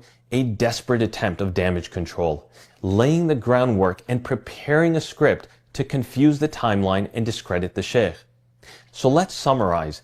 We contacted Mohammed Hijab on January 31st. Hijab begins blackmailing Sheikh Tarana on February 11th. Sheikh Tarana reads the blackmail messages to me on February 11th. Ali conveniently claims investigations began that same day. Then Sheikh Tarana's health begins spiraling under pressure from Hijab's threats. And the following day, he is hospitalized. And now, after all of this, Ani, you want the world to believe that this was unrelated? That it all just happened to overlap? It's a coincidence, yeah? No, Ani. This wasn't a coincidence. It was a cover-up. You were and continue to be. That was perfect. I said, it's a coincidence. Yeah. And he said, responded no, to you. it's not. He responded to me as Ali Dawah. That's funny. Well, Part of it. let's pause here and take a couple super chats because some of these super chats are related to stuff we've been going through here. The Dawah crowd, Jack Ray says, the Dawah crowd went no holes barred like their false prophet Muhammad going all misyar for al-Zut. This is, guys, this al-Zut stuff is no laughing matter. A man was gangbanged in the desert. They gangbanged me in the desert. They banged me in the desert. The men of al-Zut, they gangbanged me in the desert. Cheryl says, I got my first Artsa box using promo code Dizzle. Thanks for the discount. God bless you, gents. Guessing care regret going after Thaddeus more every day. Yeah, Thaddeus, you seem to have a lot of time to go through all this stuff. Well, I mean, in all seriousness, I absolutely would not have time to investigate this whole situation had I not been fired. The timing actually worked out quite well. You could say providentially. I'll leave that up to your judgment. But because I had been fired for criticizing Islam, I had a lot of time on my hands and put quite a lot of time into investigating this whole thing, keeping up with all the saga. There's probably 30, 40 hours of content at least that I've personally been involved with. Watched many more hours of content on this. So thanks, Care. Thanks. You wanted to get me canceled, and this is the result. Doing a bang. The irony is I canceled myself, right? I barely was doing any content before I was fired. Good job, Care. We need a couple more organizations like you and a couple more Muhammad hijabs and 3 more Ali Dawahs, and Islam will be done. The Rolling Stones. Just in case anyone... Sorry. Okay. Just in case anyone doesn't know the story, go to my channel. There's 2 videos explaining the whole story of my being fired. Mm-hmm. We have this and this. Oh, Rolling Stones, Zut of the Earth. That's not the actual title. Stop making stuff up, people. I'm leaving you for AP, my sparkling diamonds. Oh, now I'm here. Powerful. David, you need to do a Catch a Predator sketch with Ali. Sit over here, Ali. Then he's trying to run away. No, we've been planning for a long time one of those, but it's about Muhammad. Just never gotten around to recording that. But there is going to be, I'm going to have to be Chris Hansen. And it's Muhammad Hijab. He thinks he's showing up to do something with the 9-year-old. Oh, no, they kidnapped AP. Can't find the link anymore. Ha ha, that's what you get, Ida, for trying to be a traitor. Oh, good to see you, AP. I thought hey, Iran got you. Hey, Ida, what's up? Yeah, it didn't work out. I had to cancel because Goldie, the person that I was supposed to go live with, she was actually, so she's running Twitter Spaces or X Spaces all day long, and she's Iranian. And wait, is she the one from the Twitter Space from earlier? Whenever it was going through all these weird tweets from 2013 from the Ayatollah. Yes. Okay. All right. Yeah. I listened to some of that. And she's the one who published that one video that that we showed the other day as well about Iranians. So she hosts these spaces and invites people from Iran and from inside Iran. And over the last 2 days, there was barely any contact from people inside Iran because the Islamic regime of Iran cut or shut down the internet access for people inside Iran. And today something happened and people started regaining internet access. So after 2 days, there were suddenly people connecting from inside Iran again and talking about the situation. So she is kind of busy with that, which is why she couldn't join the live stream. And they have been telling stories about what's going on inside Iran. It's kind of messed up. Oh, there's strict martial law. Did you say mashallah? Yeah, there's strict mashallah. And, mashallah. They're saying there's martial law, mashallah. Yeah. And then there are patrols everywhere of soldiers, secret police, and things like that. People are randomly pulling over random citizens, checking their phones, detaining people based on false suspicions that they might be spies and working for Mossad and things like that. There's really, really bad stuff going on right now. Yeah, they obviously have to crack down on the information that gets out, because if Iranians basically took to the streets and took over to where you've got millions of people like in the streets, in various streets protesting and so on, and the military decided to crack down on them, but people are posting that, this would be really bad time for bad PR, because they got some total idiots who are defending them. The Iranian regime has some total idiots who are defending them left and right, just because they'll go with the opposite of whatever side Israel is on. But if it comes out like a brutal crackdown against protesters and so on, against women and so on right now, this would be very bad for that bit of PR. So anyway, it's good that people are able to share some information. Now, this is interesting, Thaddeus. Mr. and Mrs. Friendly Ex-Muslim. The Elon Musk accusation was January 16th. Timing matches. So let's go back to this timeline. Here. Okay. So the 31st, Behind Veils initiates the discussion with Mohammed Hijab. But Aisha has been contacting various Muslim scholars for a long time by this time. And so it's January when Mohammed Hijab comes out with this, Elon Musk is saying he's going to frame me for something. And he said he's going to use his billions of dollars and that he's willing to spend every penny of his billions of dollars to beat me in the desert and to set me up for things that I've never done because I have so much integrity. And what did we say back when that happened? We said, something's about to come out. Something's about to come out. Something's about to happen, and this is going to be his defense, and it's pathetic. Yeah, so they didn't contact him directly till the 31st, but I'm sure that Hijab probably got wind that someone at least was investigating the matter, looking into it. Lots of people had already heard about it, right? If Aisha she might be exaggerating somewhat, but she said she contacted more than 100 people to try to find someone to give justice. So, I mean, at minimum, we're talking about several dozen people in the Dawah community are aware of it. I'm sure Mohammed Hijab's aware that people are looking into it. And so he comes up with this excuse. Yeah, can you imagine? Then he doesn't use it, strangely. Yeah, I know. It's like even he realized how dumb it was. How stupid this is. Oh, look, here's Sister Aisha and Sheikh Mohammed Tarana. These are the people that Elon Musk paid billions of dollars to try and set me up, to try and destroy my powerful Dawah. I think even Mohammed Hijab realized this is just too stupid. But what's funny is once it came out, once the stuff started coming out, he did have his followers there. Oh my goodness! Mohammed Hijab said that Elon was going to come after him, and now it's happening. He did have followers that were stupid enough to fall for Elon setting him up. But apparently he realized it's not going to be enough, and that most people are going to be like, are you kidding me? Are you kidding me, you giant walking clown emoji? Anyway. Yeah, some of his followers were smart enough to come up with an alternate that Muslims would definitely believe, that Mossad had set him up. So he should have just said that from the start. Why didn't he go with Mossad? I know. That's what he should have done instead of January. I got word that Mossad's going to frame me. Yes, Mossad has contacted me. I'm not going to share it, but trust me, bro. Mossad contacted me and said, you will stop your campaign against Israel, or we will set you up for having a secret hotel wife and blackmailing a sheikh.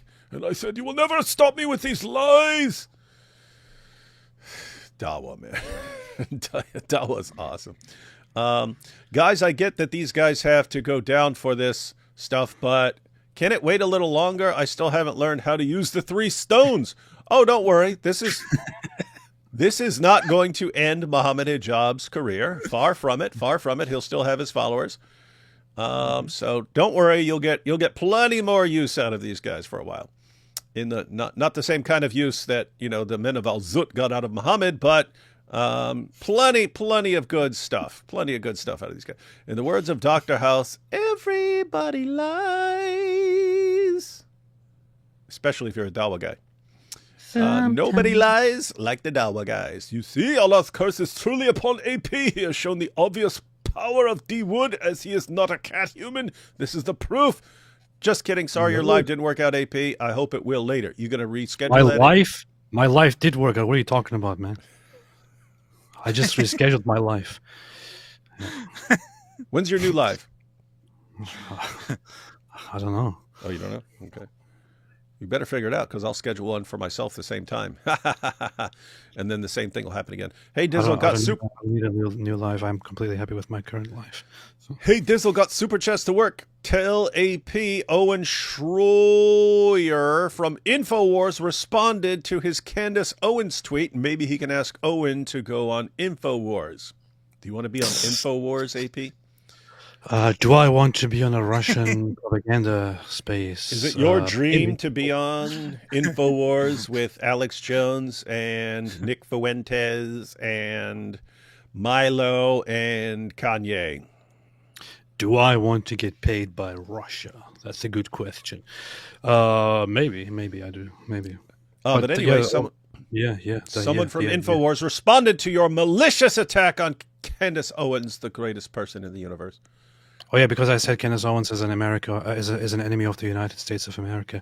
Because Candace Owens literally said on her show that she thinks U.S. troops should just disobey orders and be dishonorably discharged if they are sent to fight in different nations. Now, if you become part of the military, especially in a country where it is not compulsory for you to become to become a soldier, you are giving a vow to obey orders. It's not up to you to decide whatever is right. It's in the oath. I do solemnly swear to support and defend the Constitution of the United States against all enemies, foreign and domestic, that I will bear true faith and allegiance to the same, and that I will obey the orders of the President of the United States and the orders of the officers over me, according to the, and then it actually gives, according to the Code of Uniform Military Justice and so on, and then it's so help me God. And so you take this oath, which means there are situations where you could disobey an order if it's going against the codes of military justice and things like that and so on. You could. She's just saying, if you don't like it that the U.S. might drop a bomb on someone in Iran or something like that, and you don't like that, you just say, no, I'm not going to do it. That's dangerous if it's, hey, anything you don't personally agree with, you have to. There you're just saying, based on your personal feelings and depending on whether you're a Candace Owens fan, you're going to be deciding whether you want to obey orders in the military based on what Candace Owens said. That's insane. It's also illegal to say that, to give that advice, and to publicly incite people to do this, for which she could be charged. Although there is a defense because she wasn't too explicit about it. She said, "I think this and this and this." So she could defend it as not directly calling for disobedience, but directly going out there and telling the army to just disobey orders is not legal. So. I would be careful if I was her. That is pretty. I mean, that's actually crazy stuff. Telling the military and over what? Iran? That the United States might do something to take out the Iranian regime, and you say, "Do not follow that, guys. Do not follow that. Just get a dishonorable discharge." And that's some serious stuff there. You're advocating, Candace. Candace. Christian Gadfly says, my wife left me after listening to Thaddeus' song. Imagine what she would have done if I made her speak with a whiteboard and cheated on her McMuta. Great video. If you haven't seen that, check out Christian Gadfly. Very funny. He paid us to say this. Yeah. He paid us to promote his stuff. $5. Ali is very bigly on women's rights. Plus, in hijab's voice, AP, stop copying Trump's vocabulary with bigly. You clearly watch his videos. Get zooted. See? You're copying my vernacular. This stream is 5 times better now that AP has joined. Wrong. It's 15 times worse. Oh, by the way, you know what she also said? Speaking of this, Candace Owens also said that it was good. So she glorified the what's his name? That guy who burned himself, Arson Burnwell or something like that. Bushnell or something. Yeah. So she made a post about how he did a very good job and he was a hero and he tried to draw attention to this kind of stuff. Candace going full like insane evil. And then I saw some people saying, "How about you go next?" And if I wasn't a Christian by now, I would have retweeted that kind of stuff. But yeah, a couple months ago you would have. You would totally. As a matter of fact, a couple months ago you would have been the one who said that instantly. Yes. Mr. and Mrs. Friendly Ex-Muslim, I spoke to a former Muslim scholar yesterday who told me secret wives is nothing. Many, many famous da'is and speakers hire hookers on the regular. Yeah, I've quoted, this is from years ago, but I've quoted this from back in the day. This was a comment on a video from years ago.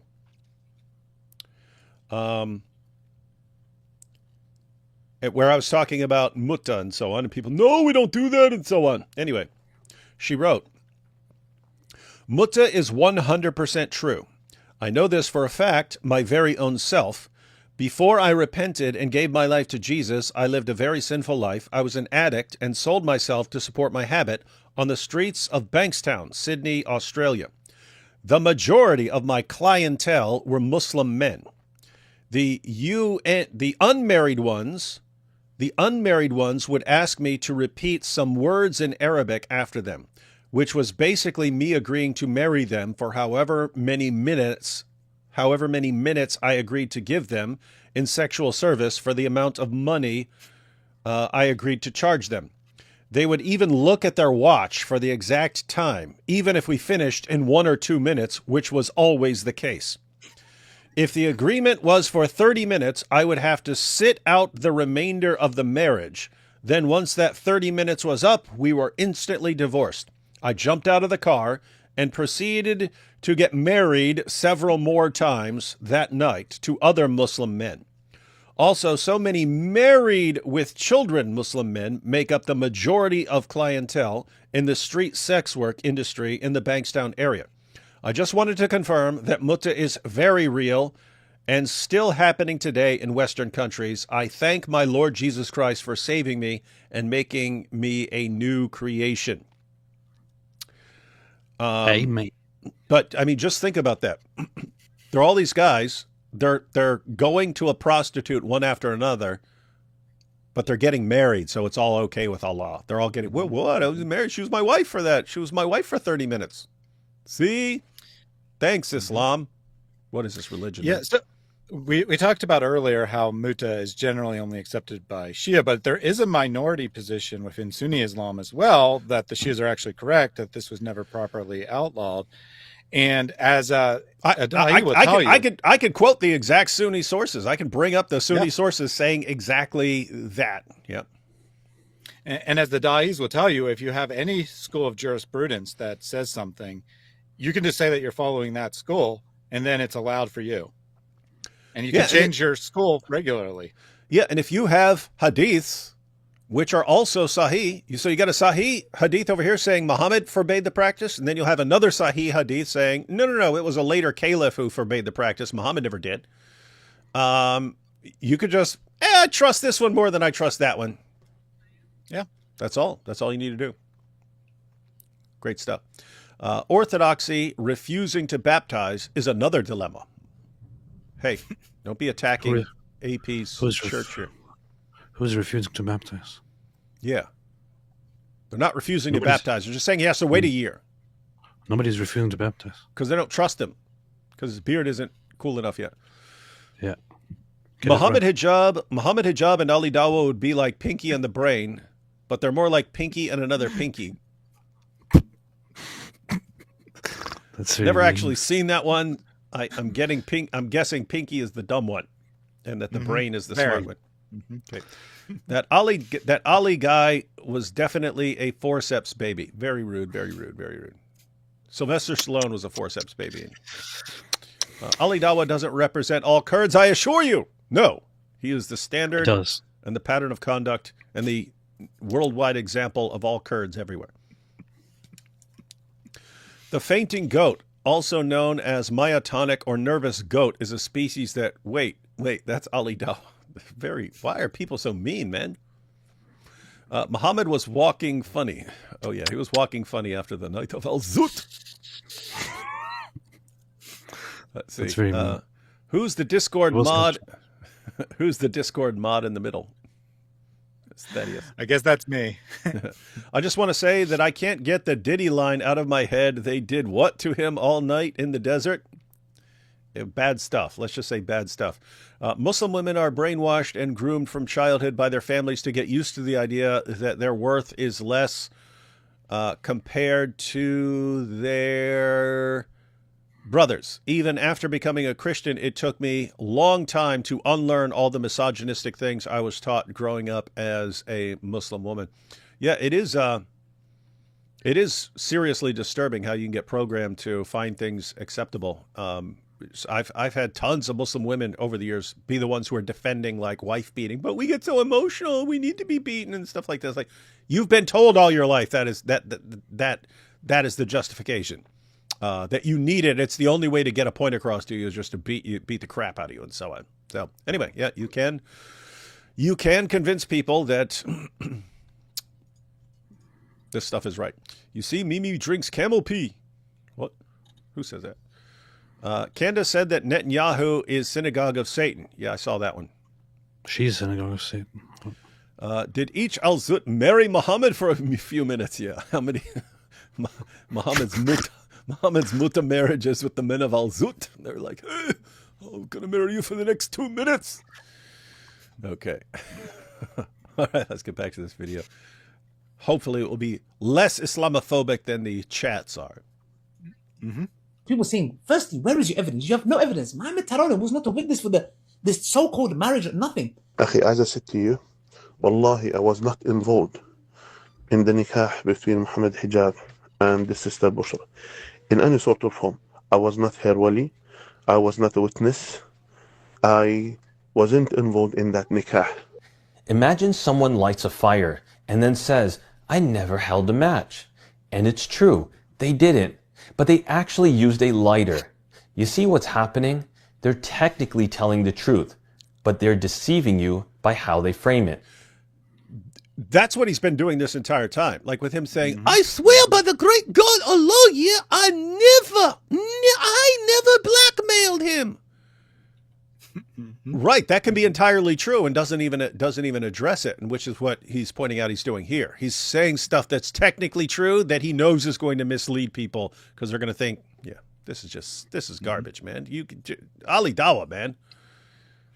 And what someone doesn't tell us, go ahead.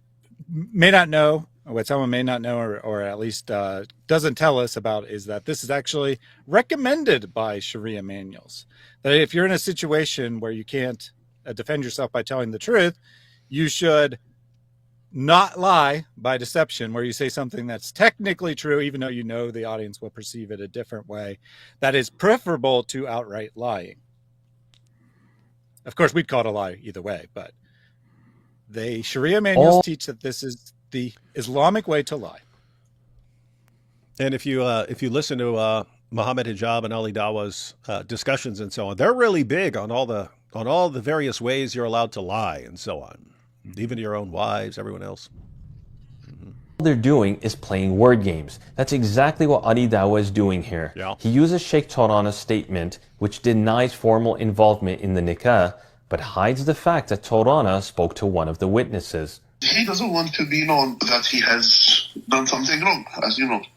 So people didn't want to be known that they have done something wrong, meaning to be in a process of a nikah, which is in this way, it's wrong. He accepts that this is wrong. Yes, Tarana wasn't a witness, but he did testify that a witness confirmed the nikah. That's involvement. That's testimony. Don't let Ali Dawah's linguistic gymnastics fool you.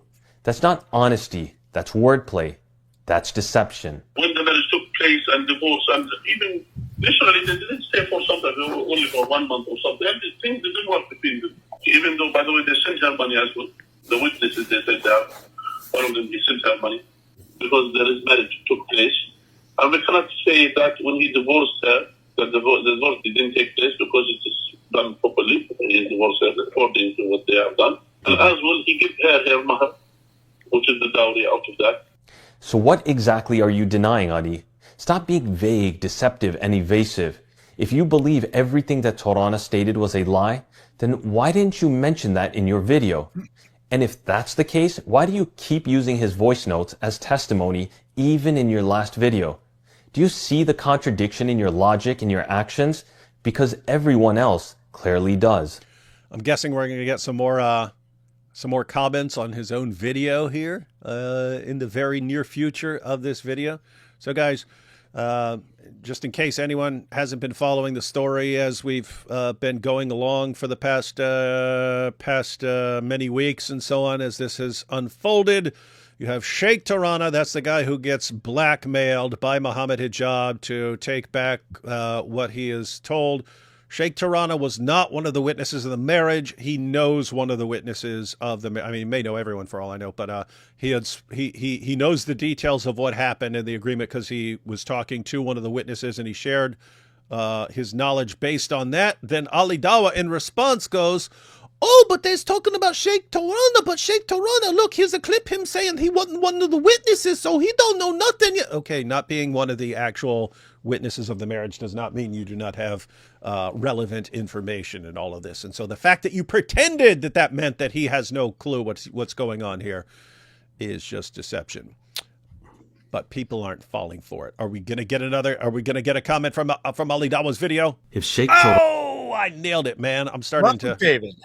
Prophet Dizzle. He's always right. Torana says he spoke to a witness who confirmed the nikah took place, what does that have to do with anything with his own personal allegations that happened at different timings and are completely separate to the case? Mm-hmm. Hadi, you made a whole video accusing me of saying her testimony is her evidence. Her testimony is her evidence. Brother, her testimony is her evidence. Her testimony is her evidence. I'm just saying, her testimony is her evidence. Testimony is... Wait, he's accusing... He's saying that this is what Salman is saying? Okay, so yeah, let me explain the context here. I didn't cover this video because it's not all that relevant, but Ali released a second video, so the one we're watching, or that he's responding to is the third. In his second video, Ali just repeated the accusations of Dunya against Salman, and he kept saying, according to you, because you're taking Aisha's testimony as evidence, Dunya's testimony is evidence against you. I'm not saying it's true. I'm saying that according to your standard, it's true. Okay. I got it. But the irony here is Ali apparently couldn't actually get Dunya to say anything to him. So he ends up playing Salman's own videos where he says this is what she said about him in an attempt to defame him behind closed doors. Got it. Her evidence, her testimony is her evidence. Her testimony is her evidence, Salman. I'm just saying her testimony is her evidence, yeah? Salman, we're just saying her testimony is her evidence. And look at what kind of an irresponsible man you are. Her testimony is her evidence. Backfiring on you. Her testimony is her evidence. And hope that you taste your own medicine. One of the claims that was... So just to be clear on all of that, that's just...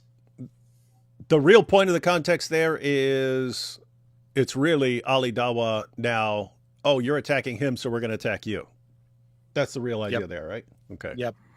Great guys.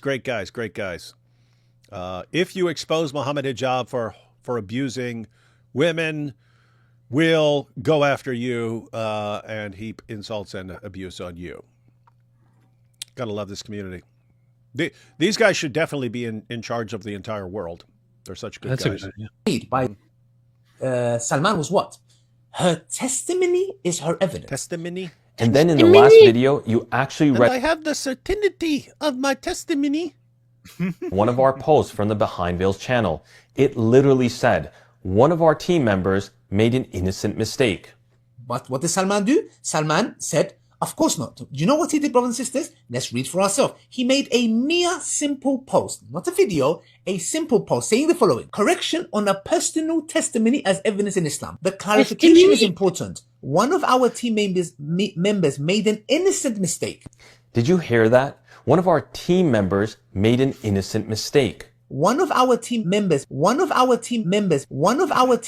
made an innocent mistake. Instead of owning the truth, you doubled down on the lie. You didn't just misattribute a team member's comment to me. You used it to launch a 25-minute hit piece packed with slander about zina and physical abuse. But why would you go to such an extent to be so sloppy and reckless? Maybe because you and Hijab tried ringing up Dunya, only to realize she had nothing of substance to arm you with. So what did you do as a desperate YouTube reality show creator? You went scavenging. Downloaded my first video, frantically scraped things from my website, snatched screenshots like a gossip blogger on a deadline, and somehow convinced yourself you were making a documentary. If this is the new standard for Dawah, then congratulations, Ali. You're not just a Dawah guy. You're now the editor-in-chief of the Modern Muslims Drama Digest tabloid. All headlines, no evidence. All clickbait, no substance. All drama, no dignity. Salman has... Hang on. I actually didn't understand. Thaddeus, Yeah, what was the let me point of explain the letter on the screen, and there was an innocent mistake made or whatever? Yeah, he doesn't really explain the context. So let me get the whole story here. So in one of the text messages sent to Muhammad Hijab, which Hijab, or not Hijab, shares in the video, they said, Hijab like says, you have no evidence, basically, right? And then they reply back like with 4 points. The first of which is Aisha's testimony is evidence, right? And then there was 3 others, right, with the other points of evidence. But not Hijab says, see, they're saying that her testimony is the only evidence they have, and that's not Islamically valid. A woman can't testify for herself. So Hijab says that, then Ali Dawah says that, then Ali Dawah, then Behind Veils post that statement, which was on their channel, which was unrelated in any way. Ali Dawah is taking it out of context, pretending it's something. But apparently in YouTube comments, someone who works for Salman made an incorrect statement, and they made a public apology about the incorrect statement they made. And then Ali Dawah says, see, this is in response to our videos. And because this is his standard, I'm now going to make this 25-minute long video about Dunya and how her evidence is her testimony, or her testimony is her evidence. All right. What is This is so funny, man. this? Is awesome. had zina in our marriage. There are video recordings. His sister tried to run me over. He used to beat me. I put a restraining order on him. And you still haven't apologized. So here's a question. Will you accept the Islamic punishment for false slander about zina? I mean, after all, you are Adi Dawah, or do Islamic principles not apply to you? No, I only do Dawah. It's for others, not for me. But little did you know that golden bullet was a bullet in your head. Salman needed a golden bullet. And that golden bullet would have come how? By sacrificing Muhammad Tarawih. You call These guys are so dramatic, man. And who is the expert on golden bullets? How about the guy who's the expert on golden showers? Yeah, and we all know who that is, don't we? We all know who that is. Mm-hmm. Yeah, Ali Dawah apparently thinks you can just upgrade a silver bullet by turning it into a golden bullet. It's not a real expression. He just made it up. But I assume that's what he's trying to do, is say it's a super silver bullet. I don't know. Trying to think about a golden bullet. Gold is a soft metal, so it'd be an expensive bullet, but I'm guessing that once it hits, it would like spread out because it's soft and would actually do a bit of damage. I don't know. It's a golden shower bullet, yeah. We got a golden shower bullet with our super soaker, yeah? I got my super soaker, and it's going to give you the golden bullet shower from Muhammad Hijab. golden bullet? No, Adi. It's your golden noose. You tried to use He Sheikh flipped it. Torana's voice to defend hijab, but then when the truth came out via his testimonies, you turned against what is him with you? and turned against the truth. The real What are you golden saying? What's with these cringeworthy lines, man? Yeah, I know you, dude. Hey, hey, behind the veils, Ali, Dawah, all you guys, for all the future, forever, Muhammad hijab has ruined any use from any Muslim of the word golden in any context. In any context. Here, look. You two can play with each other. Get on your knees for D-Wood. Gimp, D-Wood can give you a golden shower. Go ahead and give D-Wood what he wants. Let D-Wood give you a golden shower. Gimp, get on your knees for your master, boy. You can suck that golden showed from your master. See, it's not just golden showers, it's golden showed. I know you need a slave master, golden shower. Gimp, get on your knees for your master. Let him slap your face, you fiend. Okay. Oh, but you get on your knees. Yeah. So guys, just to be clear, anytime we ever hear a Muslim use the word golden, we now think of Muhammad hijab and his golden showers messages. So you have to retire the word. I'm sorry, but you got to retire the word. The word has to He's be the golden boy. retired. Golden boy. Not retired in the way Ali Dawah is retired. bullet is coming soon, Habibi. But until then... Oh, hang on. That was a threat. That was a threat. Here we go. Had to back up. bullet? No, Ali. It's your golden noose. You tried to use Sheikh Torana's voice to defend hijab, but then when the truth came out via his testimonies, you turned against him and turned against the truth. The real golden bullet is coming soon, Habibi. The real golden shower is coming soon. The real golden shower. Golder than the word Habibi as it appears on this screen.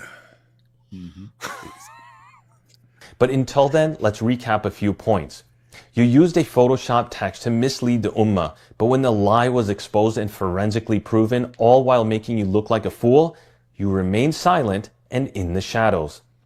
Brother Ali. You remain silent in the shadows, behind the Diddy line, watching all of this unfold. What's happening to your boy, Muhammad Hijab? You must think most people are stupid. Stop insulting our intelligence. I don't know how you presume to show evidence after the last screenshots you posted were outed as doctored and you have nothing to say about it. You are too close to this situation to be of any tangible benefit. Good point. When hijab used an AI-generated deepfake voice trying to fabricate a confession in an effort to frame the sister, one that was forensically proven to be generated using 11 labs, you remain silent and in the shadows.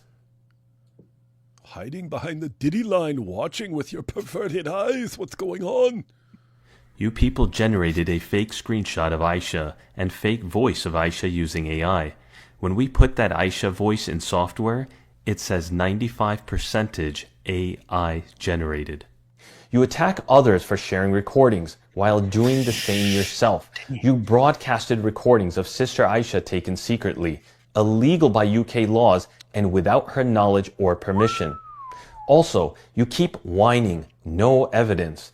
It's No evidence, yeah. you gotta say There's it right. no evidence, yeah. I feel there's no evidence. It's like, look, if you put a square and a triangle together, that would not exist, right? It would not exist like your evidence. It don't exist, isn't it?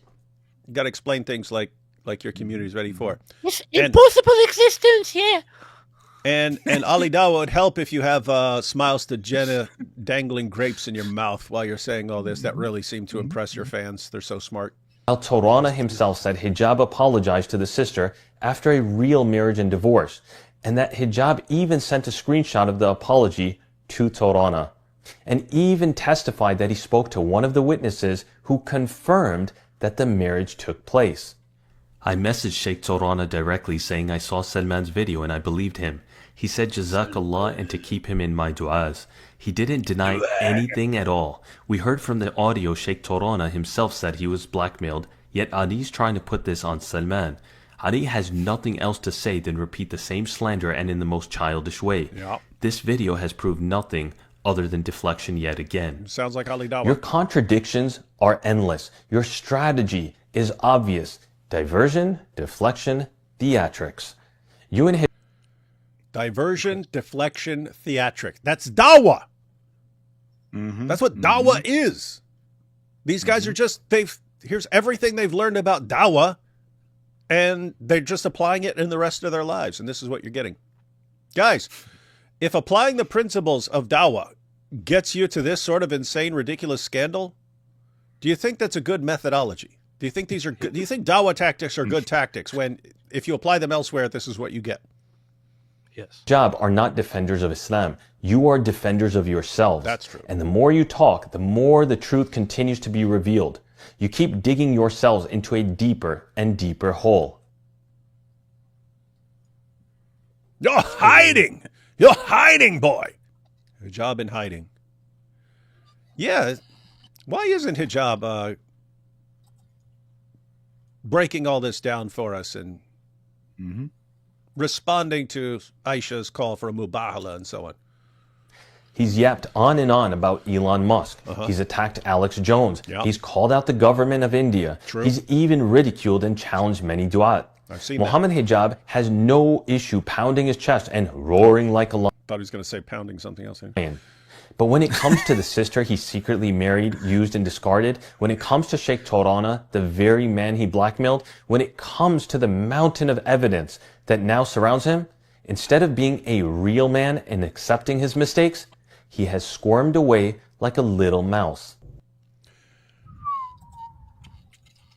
Everyone getting that? Because that's one of the main takeaways in all this for anyone who might be on the fence. I don't know how you would be given the mountain of evidence, but Muhammad Hijab, he's like he loves to run his mouth about everyone, Elon Musk and Netanyahu and all these guys. Oh, me strong than you. Okay, here's a woman saying some stuff about you, and here's Sheikh Tirana. Where are you at? Oh no, I have another channel that I post under a fake name, and oh okay. Yeah. Hijab, where you at? Yeah, you are acting like a whiny little mouse here, dude. It's finished. I know you're burning right now. I know you can't take it. It's not within you. Yeah, you cannot accept criticism. I know it's hurting. Ooh, it's probably. Why are you doing your best impression of Muhammad with the men of Al-Zut? Oh, it's hurting. It's one for the soundboard there, in my opinion. I know you're burning right now. I know you can't take it. It's not within you. Yeah, you can't. He's impersonating the men of Al-Zut, talking to Muhammad. Cannot accept criticism. I know it's hurting. Ooh, it's probably. He remains utterly silent. No videos, no live streams, no denials, no oaths. Instead, he hides behind Ali Dawah, sending out... Just, when he said hides behind Ali Dawah, I pictured like 6'8" Muhammad Hijab trying to hide behind little pipsqueak Ali Dawah. Yeah, he's too big to hide behind me. They are telling lies. Well, and then it reminds me of when, was it Aisha who said that he would show up to the hotel for their for sex and he would wear a mask so no one could recognize him? Right. Really? Yes. He would show up to the hotel wearing a mask so people wouldn't recognize him. Someone did a fake little cartoon of like regular sized people named Muhammad Hijab in a hotel lobby with a mask on. It's pretty funny, man. Oh boy. His foot soldier while he stays hidden in the shadows. The public Behind the Diddy has line. noticed. I just want to know why Big Man Hijab is hiding behind Ali Dawah. Where's his confidence and ferocity now? The accusation was that Muhammad Hijab blackmailed him. Why is he not speaking for himself? He can easily come out and apologize for everything and move on, but he's allowing this to fester. It is embarrassing. Because Muhammad Hijab is guilty, so he gets his minions like Ali, who makes thousands to do his bidding. Shadows of the same secret. Yeah, I'm just going to say that you might want to just play this all the way through because it is so savage, the way he handles this section. your call, but it is savage. Well, let's find out. There's only a few minutes left of this video. We've gone through a ton of it, but let's see what we've got here. I saw a section of this. Which is why I named this Ali Dawah's Secret Hotel Wife Exposed. People think we're joking. Anyway. You know, Ali, you've been obsessed with defending Muhammad hijab with every breath and every step. That got me wondering, but I'd rather not jump to assumptions. And like you stated, But if only they just assume the best and ask questions rather than jump into accusations. so I'd like to ask you some very direct questions instead of jumping into accusations. Have you yourself ever had a secret nikah, a nikah without your first wife knowing? Did you ever enter into a secret marriage with, I don't know, possibly one of the sisters who made multiple appearances on the Bitter Truth show? Could this secret nikah behind your wife's back possibly have happened while you were in Mecca, possibly for the purpose of performing Umrah?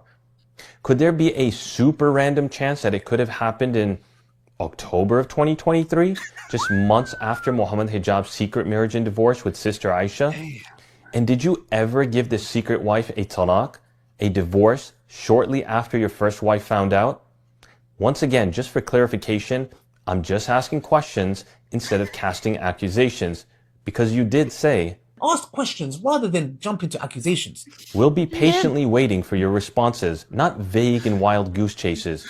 Until then, all I can say is, birds of a feather flock together. Ooh, dude. Thaddeus, that sounded like Salman actually knows some stuff here, and it didn't sound like he's just innocently asking questions. Dude. So a little bit of context here why this is so savage. I mean, other than the obvious, in the video where Ali Dawah passes There it on is. all the accusations against Salman, he keeps saying, "I'm not saying anything. I'm just asking questions. I'm not saying anything. I'm just putting it out there for people Candace to Owens, consider." everyone. Candace Owens, everyone. That's all I said. That's what Candace always said. I'm just asking questions. Just asking questions. Yep. Just ask some questions. Just ask some questions. So just to be clear, this is is this episode the one where they're talking about the secret wives, or is that a different one? I don't know if that screenshot is from that episode or not. So yeah, I'm just I'm gonna back up real quick. Gonna back up because that was pretty brutal, but this time we'll pause it a little bit. You know, Ali, you've been obsessed with defending Muhammad hijab with every breath and every step. That got me wondering, but I'd rather not jump to assumptions. And like you stated, But if only they just assume the best and ask questions rather than jump into accusations. so I'd like to ask you some very direct questions instead of jumping into accusations. Have you yourself ever had a secret nikah, a nikah without your first wife knowing? So guys, it's no secret Muslim men are allowed to marry up to 4 women or girls, but there's a different issue of secret wives, ones you keep secret from your original wife, because if you have one wife who hey, and they can even make it clear, like, hey, we're getting married. I want you to know ahead of time, I'm the only one. And oh yeah, of course you're going to be the only one for me, yeah. And then of course you can't tell her when you're going out and marrying extra wives and so on. So apparently, Ali Dawah. Did you ever enter into a secret marriage with, I don't know, possibly one of the sisters who made multiple appearances on the... You guys got this? So he doesn't say which one, but you've got 4 women on there. So you'd have 4 men and 4 women. And the purpose of these shows were to basically convince women that they should have no problem with these guys banging as many women as possible. That's the real point of the show. Hey, just get used to it. We're gonna be banging all the women we want, and if you have a problem with it, then you're bad wives. You're bad. Do you want to be a bad wife? Do you want to be a bad Muslim wife? Okay, then if you don't want to be a bad Muslim wife, then you need to be on board with us banging whoever we want as much as we want, and so on.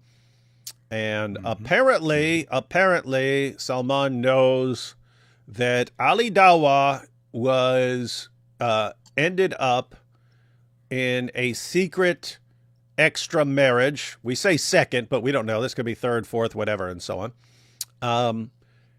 He used his platform to get these women on the show, and then picked one, and then on a trip to Mecca,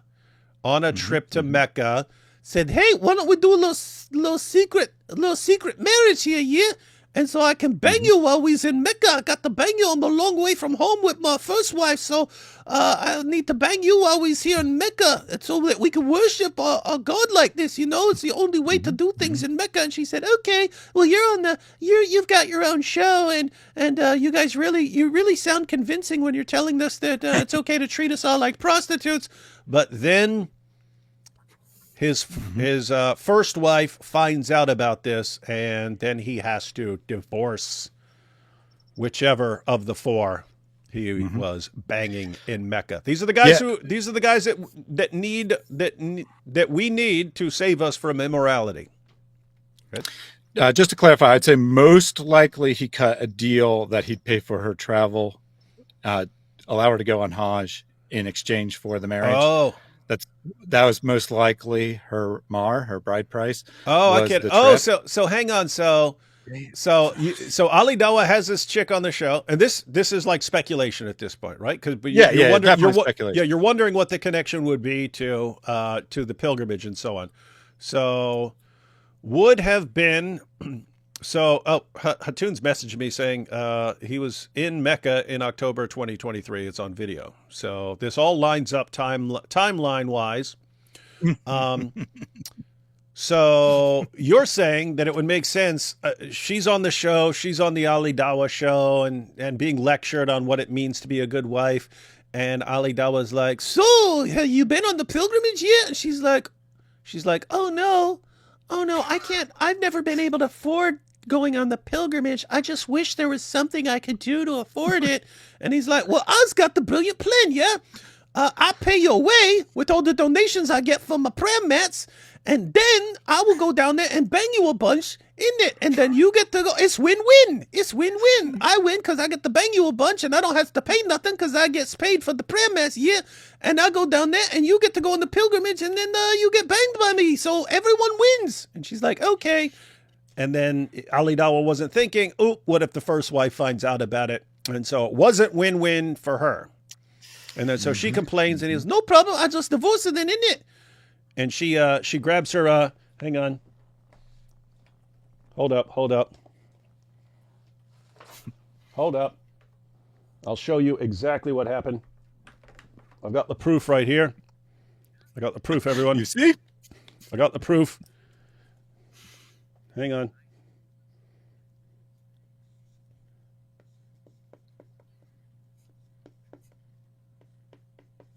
Suspenseful.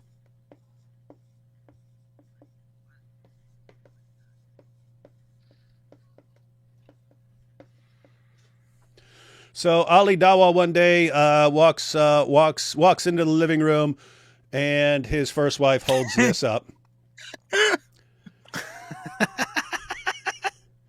And then so she went ahead and she didn't say anything. She just went.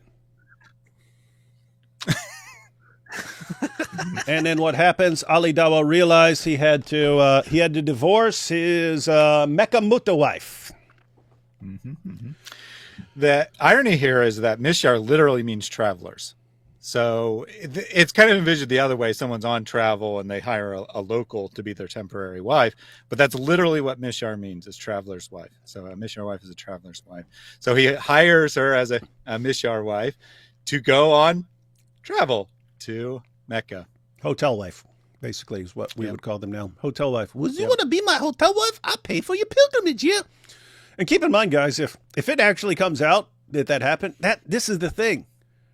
He's probably doing this every year, right? He's probably doing this multiple times per year. Because you have sex with them and then you divorce them and so on. And again, Muslim women are not generally going to want to come forward with any of this stuff, even if they get abused and used and so on. They're not going to want to come forward with this stuff. The fact that we actually have information on a few of them at this point means there's probably a ton of them. Truth Show?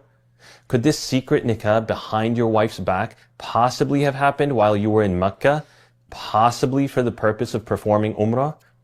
Could there be a super random chance that it could have happened in October of 2023, just months after Muhammad Hijab's secret marriage and divorce with Sister Aisha? And did you ever give this secret wife a talaq, a divorce, shortly after your first wife found out? Once again, just for clarification, I'm just asking questions instead of casting accusations, because you did say, Ask questions rather than jump into accusations. we'll be patiently waiting for your responses, not vague and wild goose chases.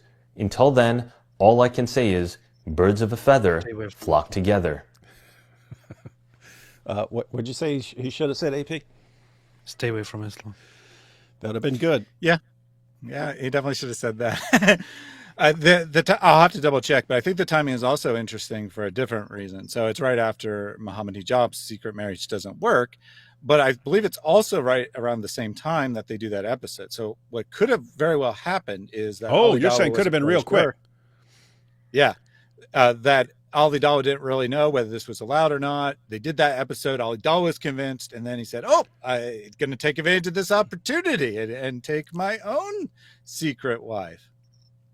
So possibility, again, speculation, but seems to fit. I wonder if he bought a Mekmuta for his Mecca Muta wife. Yeah. Hey, you can't steal Abdullah. Abdullah just posted that joke, man, about Mekmuta in Mecca. Oh, really? Yeah, you can't steal someone else's joke and then pretend that you came up with a brilliant joke. I just came up with it. Isn't that your MO? Yep. And they're all stealing my joke, the Mekmuta. Ali Dawah loves talking to God logic. Could he become his sidekick if he cleans up his act? I don't think Ali Dawah is bright enough to be God logic's sidekick. Reason Answers has had a great episode on lying in Islam, what Sharia says. Did you? Mm-hmm. Is that true? Yeah, it's a while ago. It's probably like 2 years ago, but there are multiple words for lying in Islam, not just taqiyya that we hear about. So when they say, we don't do taqiyya, blah, blah, blah. Well, taqiyya actually only means lying about your religious belief, but they have a wide variety of words to explain different types of lying in Islam. And that's how ingrained it is. So they say, I'm not doing taqiyya. They're technically telling the truth because they're not lying about whether they're a Muslim or not. They're lying about something else. True. That can't be true. I don't believe you. Ali Dawah is a testimony. A testimony. Ali Dawah is the golden shower boy of Dawah. The golden boy. Sending love from Brazil. Keep going, guys. We will. We're unstoppable. When his first wife found out. Yeah, doesn't it? I mean, keep in mind, guys. Hijab and Ali Dawah, they obviously were married to a woman who insisted, hey, I'm the only one, and they obviously agreed. And that's why they have to make it a secret. And then they get exposed. Mm-hmm. Well, Robert Spencer debated... Hey, these guys as example, man. It's just ridiculous. Robert Spencer debated Dave Smith. Dave, meme points stumped him a little. Like Netanyahu's speech in 2002 at Congress when he was a private citizen. We might have to go through that. I know that he did. I have to check it out later on. I'll go through it and then I have a look at that. Hey, we could actually go live and go through it, and probably since we're friends with Robert, we could get Robert on to go through it with us and stuff like that. Might be. But you're friends with Robert? Yep. I'm a huge fan, man. You should... Yep. Yeah. I can introduce you to him. Mm-hmm. All right. Robert got me fired, so there's that. Yeah, great job, Robert.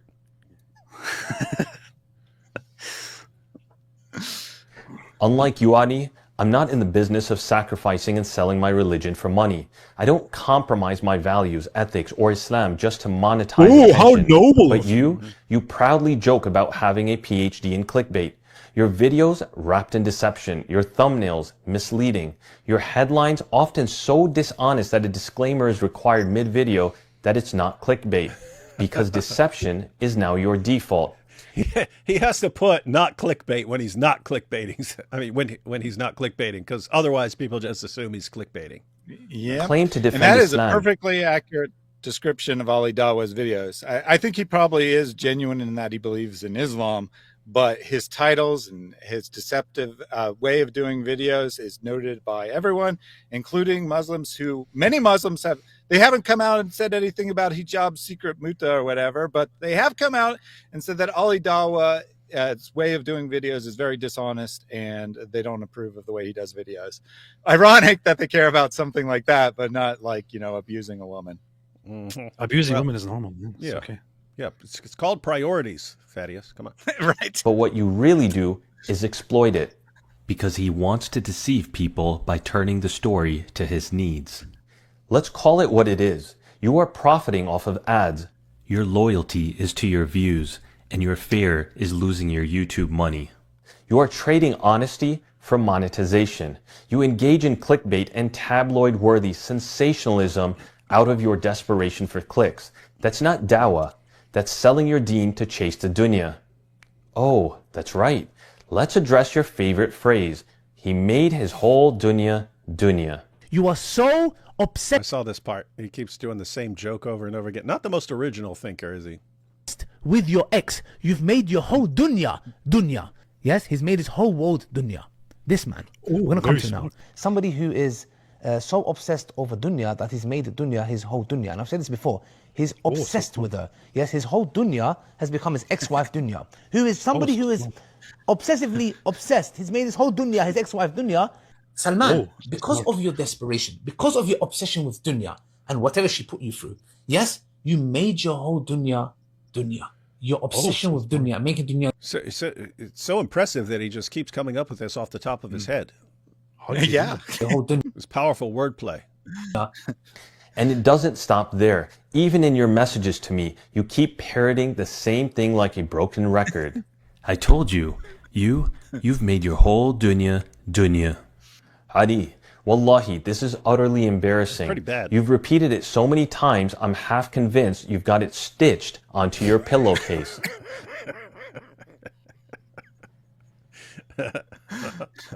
Do you recite it at night, whisper it in the mirror, frame it over your bed? Because from the outside looking in, the only person obsessed with mentioning dunya is you. You've turned a woman you've never met into a punchline. But why? Because you can't answer the actual allegations. So instead, you mock, Yeah. It is funny. See, Ali Dawah does not have a way with words. He sounds like an idiot. I mean, he sounds like a complete idiot. Salman has a way with words. Ali Dawah, don't get into a battle of words with a guy who has a way with words when you don't. Okay? and you I would have repeat to your agree. slogan. He's very skilled at making these videos. Right? He's very skilled at writing a good script and saying the right things and delivering a very powerful line. No, if it weren't for the Behind Veils guys, I mean, who else could have pulled this off, right? I mean, that is hard. You've got the combined forces of Dawah guys and their millions of followers and stuff, and they're completely willing to lie, blackmail, do fake AI-generated confessions and Photoshop, screenshot. They're willing to do anything to. That is some serious obstacle if you want to. And these guys are crushing it. These guys are just crushing it, man. And like it's your motivational workout music that keeps you going. And what's even more pathetic, you've become hijab's human shield. You've turned into his guard dog. Your obsession isn't with dunya, it's with hijab. You've become so obsessed with defending hijab pretty creepy. that you've become blinded by the hijab. You've launched attacks on everyone, Sister Aisha, myself, Sheikh Torana, everyone except the man actually guilty of the accusations. By the way, isn't that amazing? It's like this guy. What's Ali Dawah's problem with Salman? Just that he's exposing Muhammad hijab. What's Ali Dawah's problem with Aisha? Just that she's exposing Muhammad. What's his problem with Sheikh Torana? Oh, that Sheikh Torana told the truth about what happened and refused to be black. Like, he's declaring war on anyone who tells the truth and doing anything he can to defend the guy who's an abuser and a liar. These are your Dawah guys, Muslims. These are your heroes of Dawah. Muhammad hijab. Adi, this is no longer defense. It's a full-blown obsession, an emotional fixation dressed up as religious commentary. You're not confronting the truth. You're desperately dodging it. And everyone watching can see it. Notice Adi want to talk about everything but the marriage. That's the point of this whole back and forth. Did it happen or not?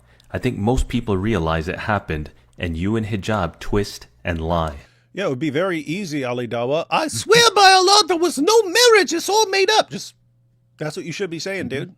That's what you should be saying. 2-minute video. Yeah. Yeah, very easy, Ali Dawah.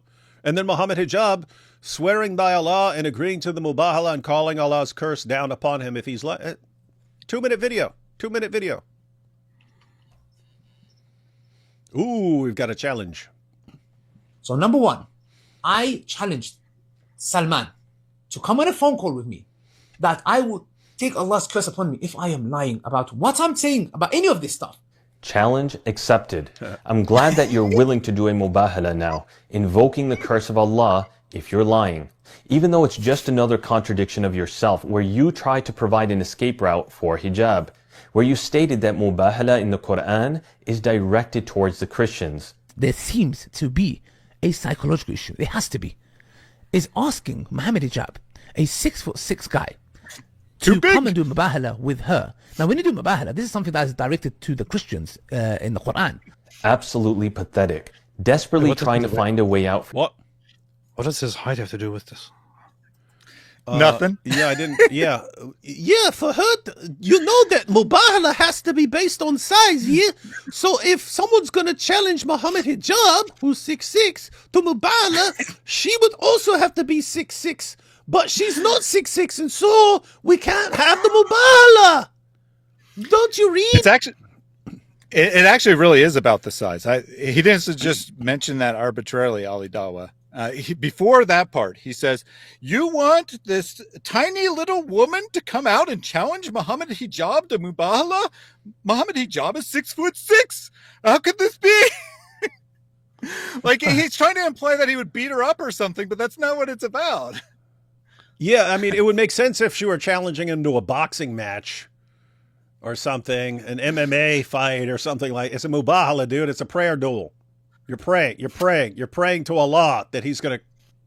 Is Allah going to be like, oh, well, I will curse the one who's. Oh, no, I can't do it because one is clearly bigger than the other.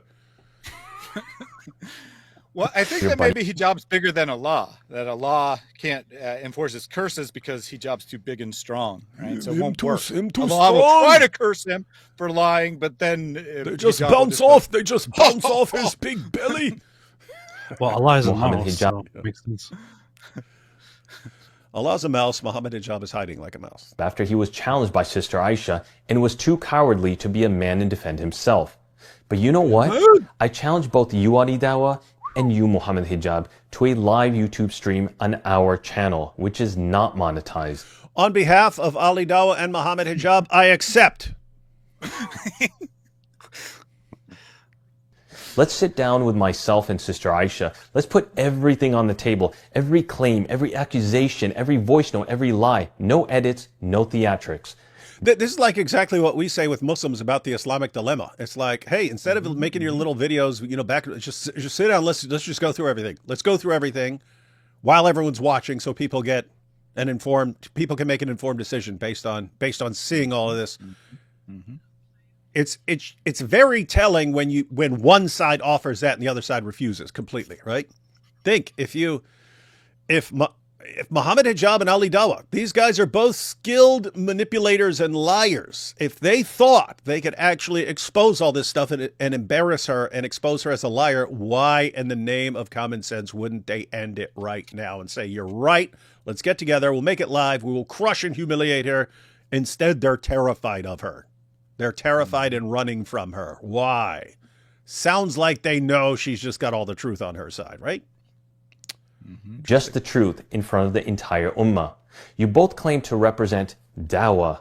Then don't run away from the Dawah of truth. If you fear Allah as you claim, then meet us live and let the truth speak for itself. The invitation is open. We'll all be waiting for your response. Patiently. In the meantime, just know there is more to come. And I sure do hope you've spent your nights and weekends trying to carefully craft an elaborate explanation for what we're about to present. Uh-oh. Because it sure ain't looking good. Allahumma musta'an. Wow. Well, that's the end, guys. We went through the entire thing. It was like 35 minutes. Mm-hmm. It's a good one. It's a good one. That was pretty brutal ending there. Mm-hmm. Huh. So interestingly, it seems that I find it a little bit unrealistic that Al-Dawah would actually get another wife, considering that he had such great difficulties to find one for himself already. That he even posted about it when he first found a wife that he got married to. He posted about it. Was like, I waited with my sweat and my blood. I fought hard, brothers and sisters. I fought hard. It was very, very difficult, but I finally made it. And then getting I went out to find her, and they beat me. They beat me in the desert.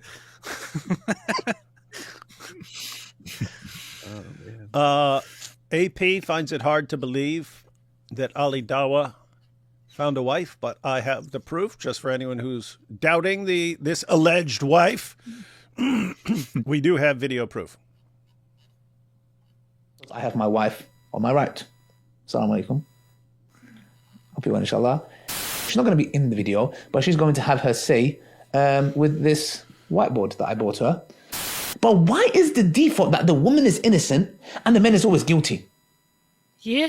Okay, that's something my wife wants to say. Salama probably had enough, as women give a lot of chances, has zero tolerance now. You know what I find so funny? No, when Ali Dawah's reading this and he's like stumbling over the words and I don't know if it's because he's barely literate or she just like is terrible at writing. You can't tell. You know, what are you saying, AP? What I find funny is that after all of these years, Ali Dawah still hasn't figured out how to say the plural of woman. What's he saying? He wants to say, whenever he sees the word women, he says, when a woman say this, he still doesn't know the difference between woman and women. He has no idea. It's so funny.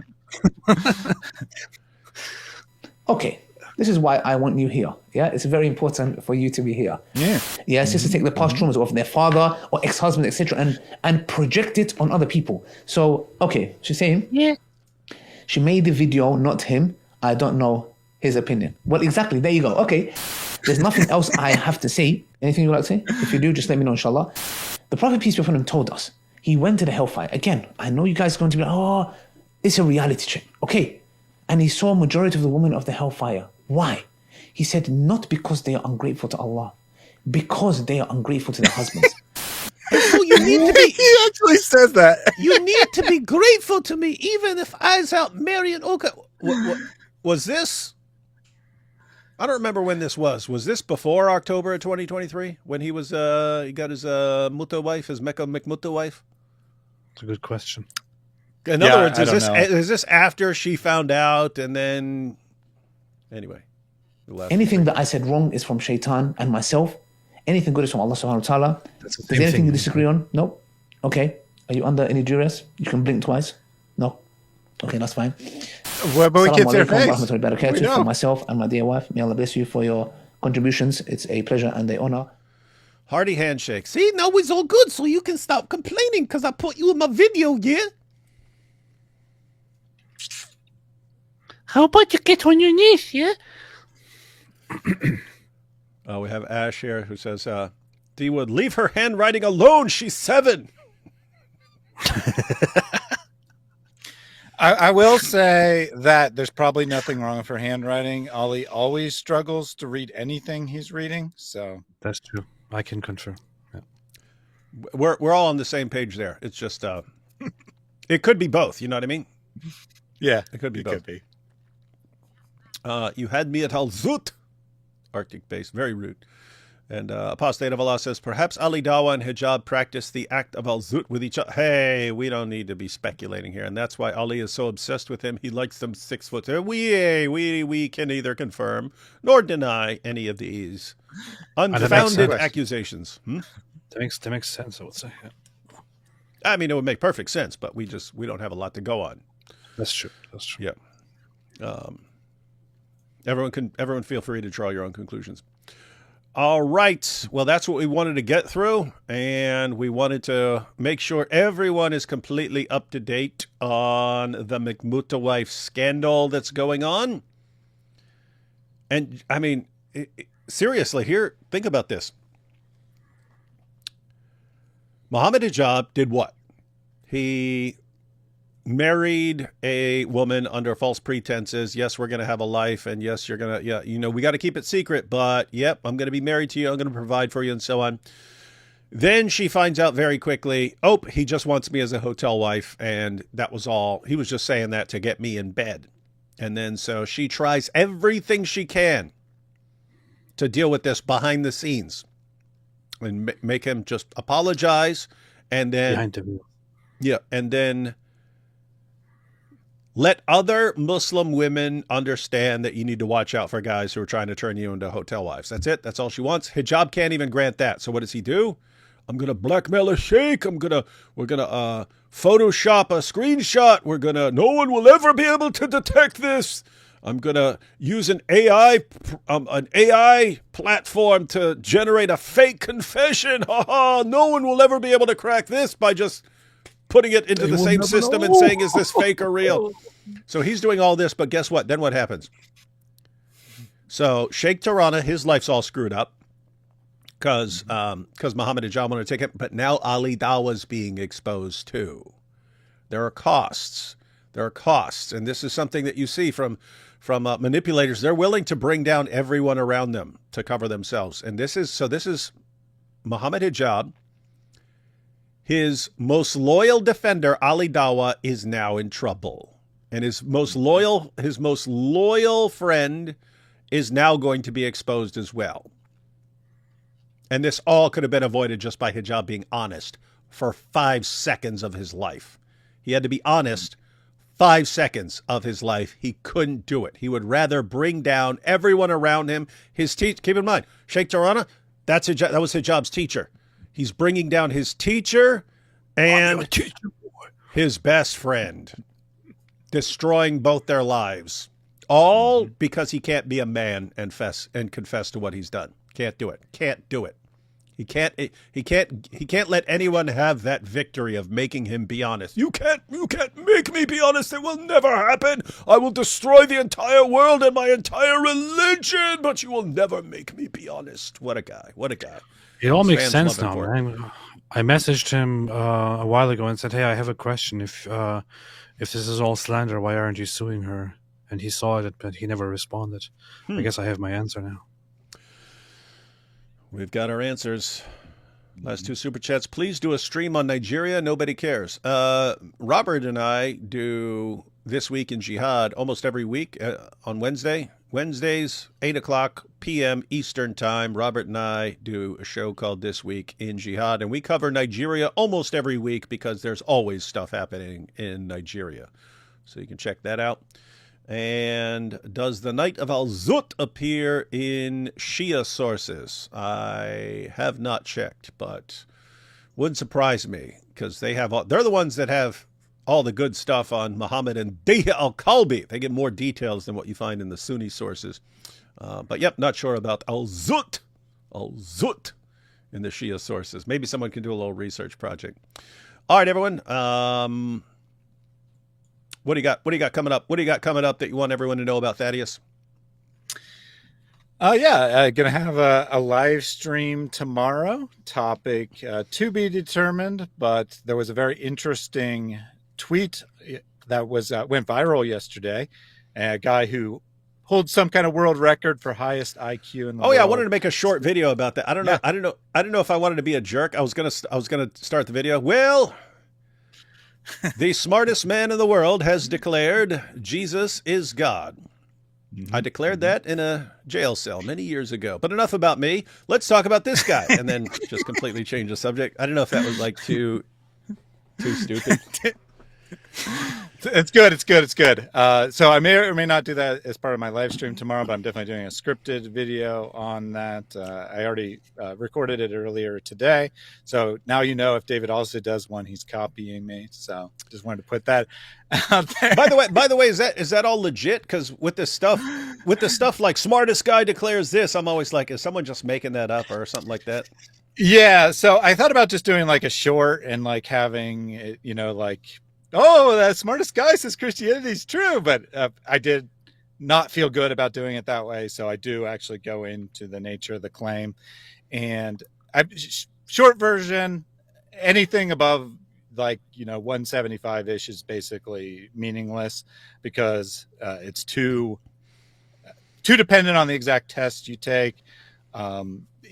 The number's not made up. He did score that on some okay, sort of test, so what you're no what you're saying is you have different organizations that test people and so on, and you could get different results in that. And this organization has declared like, oh, he's the smartest guy in the world. I mean, when I'm talking about legit, I mean is like this guy is actually that guy, and it's him who's saying this and so on. Yeah. So it's definitely him. He has a YouTube channel as well. I looked into it. That was the other thing. I was like, is this guy just like looking for publicity, or is this like actually genuine? So I did dig into it. He has made a number of tweets in the past talking about his religious beliefs and whatnot. It does seem very consistent. It does seem to be the guy. There's pictures of him elsewhere as well. So seems to be all legit from that angle. Now, whether he's really the smartest person in the world, highly doubtful, but he's definitely very smart, right? Then what we're going to have to do is we're going to have to set up this awesome debate. World's smartest man versus Lily J with ChatGPT. And we'll have the ultimate showdown.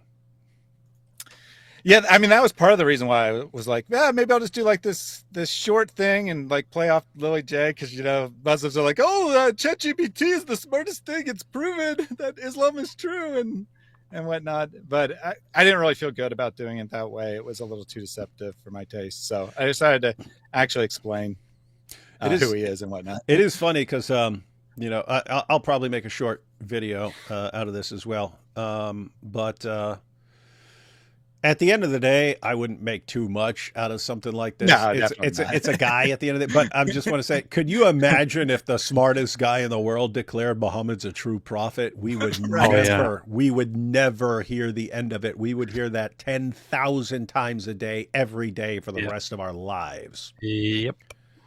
Yep. Yeah, I mean, my thought's the same. Like, I mean, does it really matter? I mean, it's not really that important that someone with this artificial title declares that Jesus is God, right? I have good reasons to believe that without him, right? And I don't need to appeal to authority for that. But if it was a Muslim, or if he was supporting Islam, you'd hear about it forever. I mean, even if he was supporting atheism, you'd probably hear about that forever as well. World's smartest guy says atheism is true and everyone else is dumb. So because of the tactics they use, I was like, well, I can't pass up the opportunity. So that'll be my next video. All right, AP, anything you want to tell people? No. You heard it here, folks. AP says no. Sometimes you have to say no. You doing something tomorrow? Who, me? Are you rescheduling your thing for tomorrow? Is there anything going on tomorrow that people should be ready for? I don't know. I don't think so. Quit being a weirdo. Okay. You heard it here, folks. AP doesn't know. Catch y'all next time.